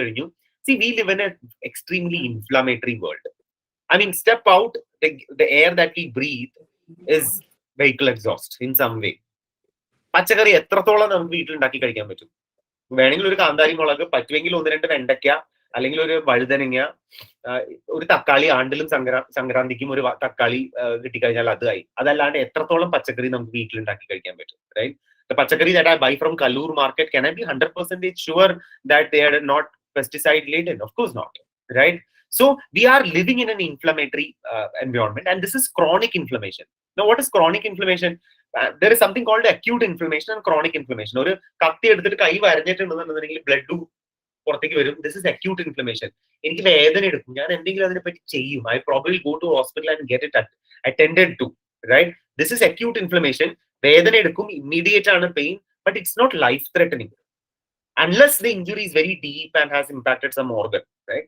Chronic inflammation അങ്ങനെയല്ല. ഇത് ഒരു തൂവാല എടുത്തിട്ട് അല്ലെങ്കിൽ ഒരു feather എടുത്തിട്ട് ഞാൻ 1 million times ഞാൻ ഇങ്ങനെ റബ്ബ് ചെയ്ത് കഴിഞ്ഞിട്ടുണ്ടെന്നുണ്ടെങ്കിൽ that is chronic inflammation. The tissue will change its structural integrity and it might even become tumorous, right? Slow and steady, people will not even realize that is chronic inflammation, and that is happening because of the environment that we live in, right? Including these eating habits, these things, that junk food that you mentioned, and all these things add on to that. Stress, psychological stress also add on to that. So the only thing to manage this is by making your body anti-inflammatory. 3 of the things that you can do to do your body anti-inflammatory is that, 1, keep a watch on your diet, include anti-inflammatory agents such as omega-3 fatty acids, antioxidants such as manjal, curcumin, freshly colored green leaves and vegetables and fruits. These are all antioxidants. Reduces the oxidative stress on the body and reduces inflammation. From a dietary perspective, that's what you can do. From an exercise perspective, exercises which are controlled and structured and scientific are proven to be anti-inflammatory. It reduces inflammation in the body. So ഈ പറഞ്ഞ പോലെ well oiled machinery ആണെന്നുണ്ടെങ്കിൽ ആണ്ടിലും സംക്രാന്തിക്കും വല്ലപ്പോഴും എടുത്ത് ബർഗറോ McDonald's പിസയോ extra എടുത്ത് കഴിച്ചു എന്ന് വെച്ചിട്ടുണ്ടെങ്കിൽ it's not going to create much of a problem. So how well oiled or well serviced your car is, so that you can afford to go through a bumpy ride or a rash drive once in a while. So if you're keeping it ready, then you can. Of course, genetics plays a role into it, sadly, that we or you do not have a hold on it. Some people എത്ര തലകുത്തി നിന്ന് exercise ചെയ്ത് diet ചെയ്താലും diabetic കുറച്ച് കഴിയുമ്പോൾ വരും. You can only keep that severity of that diabetes little later, because if your parents are highly diabetic and that gene is passed on to you, you might catch it. But you probably can prolong it for another 10 years and you can substantially let go of all complications around it, right, by doing this. So that is my only answer to this. Where do we see this going? Very honest answer, I do not know. I do not know where this is going, but it doesn't look great the way it is going, at least. The only way to go about doing this is exercises. But exercises controlled, structured, scientific. Exercise ചെയ്തുകൊണ്ടിരിക്കെ പല പണി കിട്ടിയിട്ടുള്ള ആൾക്കാരെ പറ്റി നമുക്കറിയാം. That's why I'm saying controlled, structured, scientific exercises is the answer to that. Sleep, correct amount of sleep at the right time is also anti-inflammatory. So keep your body anti-inflammatory so that we don't have a hold on. The external factor that we don't have hold on is these kind of lifestyle that we live in. But what we invest, 30 minutes of exercises every day for 5 days in a week is enough. If you're regular, if you do it regular, 30 days every day for 5 days in a week is enough. So that will probably solve this issue to a reasonable extent. Baki, Devathinte kayil. Not sure how much you able to answer that question, but yeah, that's what. Thank you. എനിക്ക് തോന്നുന്നത് where it is going എന്നുള്ള question എനിക്ക് തോന്നുന്നത് ഇപ്പൊ most of the people are becoming more and more aware of the health and they have started doing exercise, everything, and the only thing is that everybody will be googling. അപ്പൊ ഗൂഗിളിൽ നമുക്ക് കിട്ടാത്ത answers ഇല്ല എന്നുള്ളതൊരു problem ആണ്. പല options കിട്ടും. അപ്പൊ നമുക്ക് ഇവിടെ ഈ ഒരു സെഷനിൽ നമ്മുടെ one of our family member, when we hear something from our family member, it is നമുക്ക് കുറേം കൂടി വിശ്വസിക്കാൻ പറ്റുന്ന ഒരു കാര്യമാണ്. അപ്പൊ അത് നമ്മൾ മാക്സിമം ഉപയോഗിക്കാം എന്നാണ് എനിക്ക് തോന്നുന്നത്. അപ്പൊ രാജീവ് ഇങ്ങനെ പറഞ്ഞു തരുമ്പോ നമുക്ക് ഗൂഗിളിൽ പല വേർഷൻ കണ്ടിട്ടുള്ളവർക്ക് ആ ഒരു കൺഫ്യൂഷൻ മാറ്റാൻ ഈ ഒരു സെഷൻ ഉപകാരപ്പെട്ടിട്ടുണ്ടാവും എന്ന് എനിക്ക് ഉറപ്പാണ്. നമുക്ക് ക്വസ്റ്റ്യൻസ് എന്തെങ്കിലും ഇനി പാർട്ടിസിപ്പൻസ് ആരെങ്കിലും questions ചോദിക്കാനുണ്ടെങ്കിൽ Yeah, Prabhu. ma'am. Yeah. Then I just wanted to, I mean, Rajeev, we know each other because we are in the same field. Only difference, Rajeev, wellness lana, I am totally in genetics. I am the other end of wellness. ഇപ്പോൾ എല്ലാവരും പല ആൾക്കാരും പറയുന്ന എത്ര wellness എന്തായാലും നമ്മുടെ jeans bad ആണെങ്കിൽ പ്രശ്നം ഉണ്ടാവും പറഞ്ഞു. So I am just the other end of the spectrum. So, മൂന്ന് points I wanted to add. And Rajeev has covered everything from the wellness perspective, and I'm not even disputing what he's saying. I'm just adding some more facts to it. ആദ്യം ഉമ്മ teacher പറഞ്ഞ saying that where are we going എന്നൊരു ചോദ്യത്തിന് ഒരു answer, എൻ്റെ answer, overall if you look at it, the life expectancy is increasing.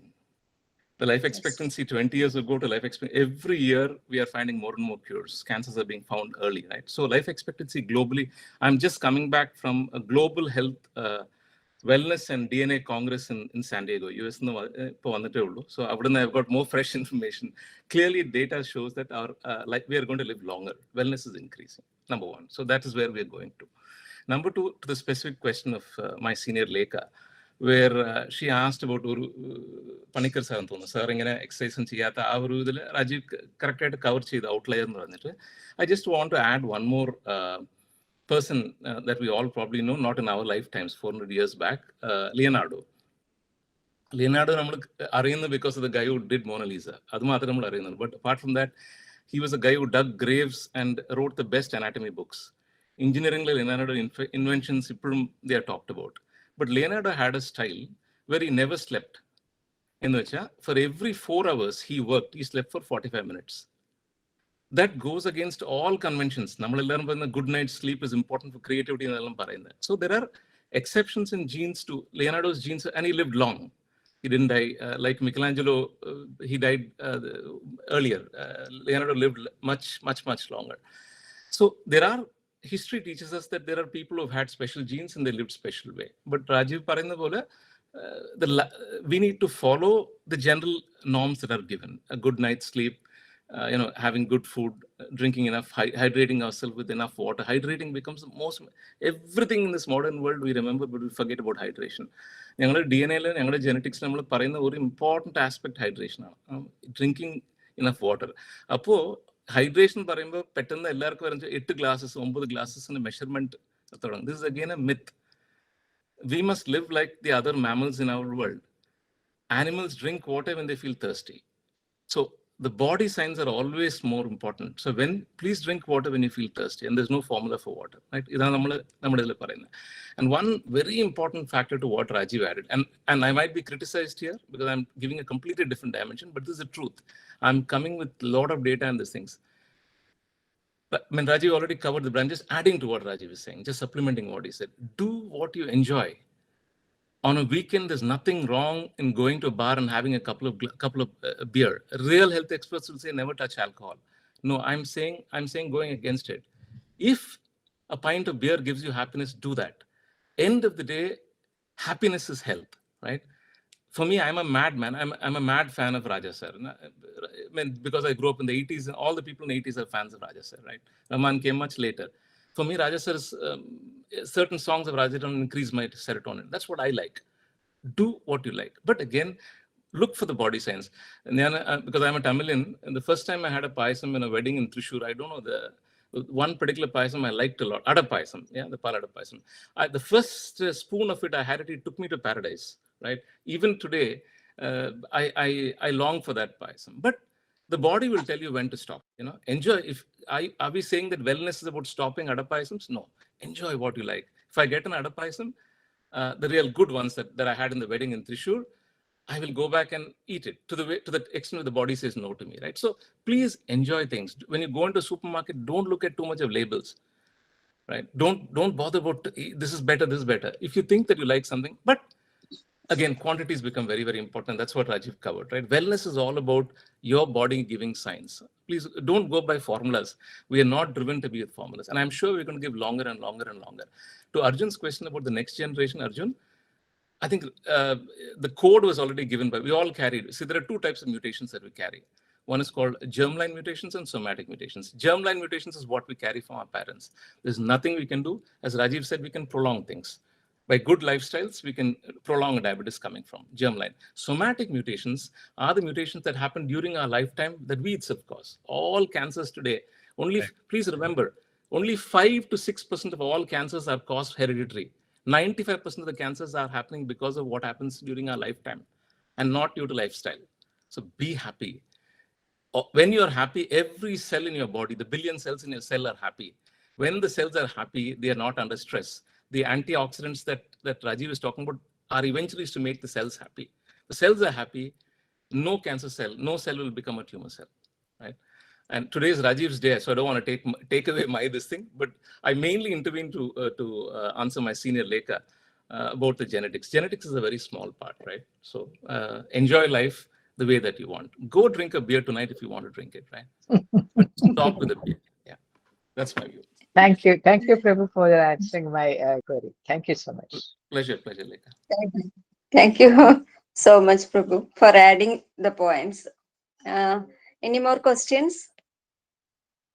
I think time is running. Yeah, almost 2 hours. Yes. Before closing, I would like to ask one question. എപ്പോഴും നമുക്ക് ഉണ്ടാവുന്ന ഒരു സംശയമാണ് coconut oil and other oils. അപ്പൊ അതൊന്ന്, പക്ഷെ ഇപ്പൊ coconut oil നല്ലതാന്ന് പറയുന്നുണ്ട്, എളിയർ അതങ്ങനെയല്ല അത് പറയുന്നുണ്ട്, പല ഡിഫറൻസ് ഓഫ് ഒപ്പീനിയൻ ഉണ്ട്. I think Rajeev will give the scientific answer. I'll give you my answer.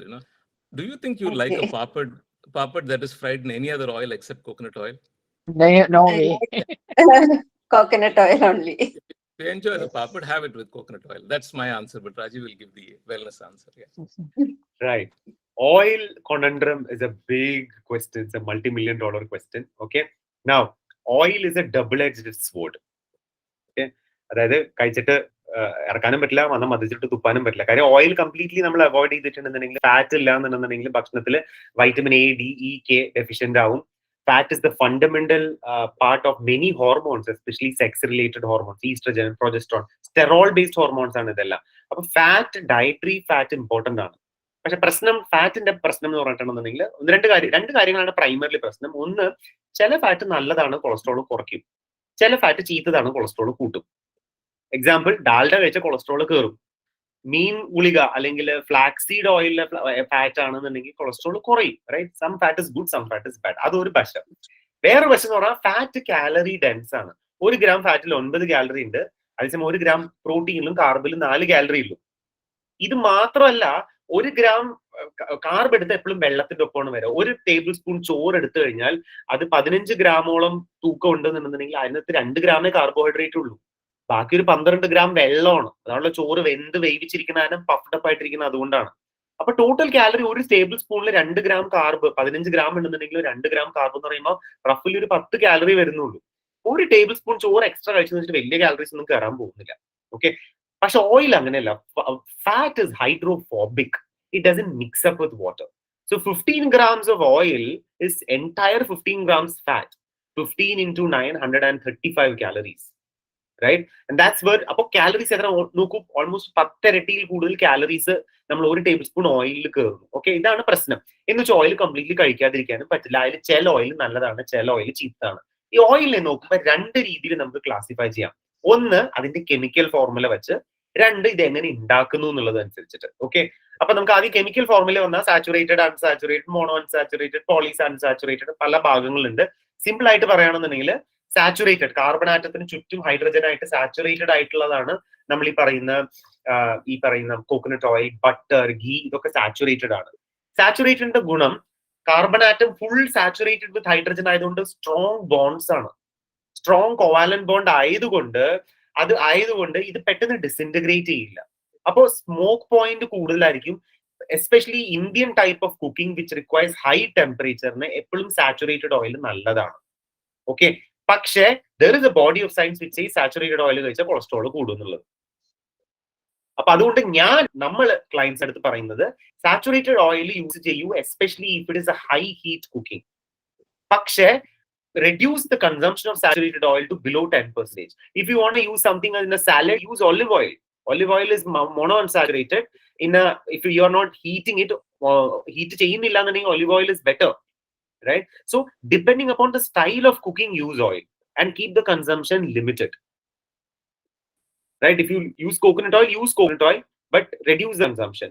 If you're using olive oil, use olive oil, even that reduce the consumption, but don't completely stop it, right? So that is one. Another type of classification is that ado raw aano, virgin aano, ado refined aano, ado cold press aano, adu engane idu indakkunnu ennullathu anusarichittu, adayithu etratholam chemicals um heat um nammal apply cheyidittaana oil extract cheyyunnathu ennullathu anusarichittu koodal chemicals apply cheyyunthorum koodal adinte nalla properties destroy avum. For example, all antioxidants will get destroyed, right? Appo nalla velichenna nammal millil poi aatiya velichenna is good to apply it on the skin because there are antioxidants and it will be good for the skin. But if it is refined, it's not so great for the skin. But the raw, such a coconut oil will turn rancid very fast. പുറത്തെടുത്ത് വെച്ച് നോക്ക് പെട്ടെന്ന് അത് കാരയ്ക്കും. അതേസമയം refine ചെയ്ത വെളിച്ചെണ്ണ പെട്ടെന്ന് കാരക്കില്ല. Why? Because that antioxidants and all those properties are removed and it's just plain simple fatty acids and triglycerides and lipids there. No other properties, no nutrients, no phytonutrients, no antioxidants, nothing there, right? I mean, this is the information that I wanted to tell you. I'm not taking sides and saying one is better than the other. Now that you have the information, apply it to suit your need. If you're doing salad, go for olive oil, but don't add too much of it. If you're making papadam, go for coconut oil, but then obviously don't have 5-6 papadam. Reduce the consumption. I hope that answers.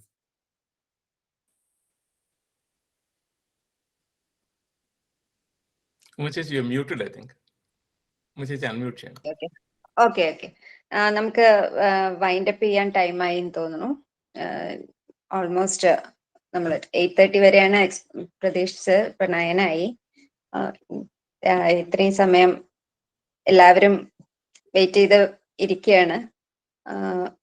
Vasanthi formal vote of thanks പറയാൻ വേണ്ടിയിട്ട് I am inviting doctor Vasanthi, alumni association secretary. Before that രാജീവിന് ഒരു special thanks. എന്തായാലും വളരെ informative ആയിട്ടുള്ളൊരു session ആയിരുന്നു. എല്ലാവരുടെയും interaction, ഓരോരുത്തരുടെയും ഇന്ററാക്ഷൻ, നമുക്ക് അതിന് വന്ന ക്വസ്റ്റ്യൻസും എല്ലാം വന്നപ്പോൾ നമുക്കത് വളരെ ഒരു റിച്ച് സെഷൻ ആയിട്ടാണ് എനിക്ക് തോന്നിയത്. Over to Vasanthi. Okay, thank you, ma'am. Good evening, all. Rather, good night, all. Okay. നമ്മളിപ്പോ അലുമിനി അസോസിയേഷൻ കുറെ വെബിനാർസ് നടത്തിയെങ്കിലും നമ്മൾ എല്ലാം related to engineering like that.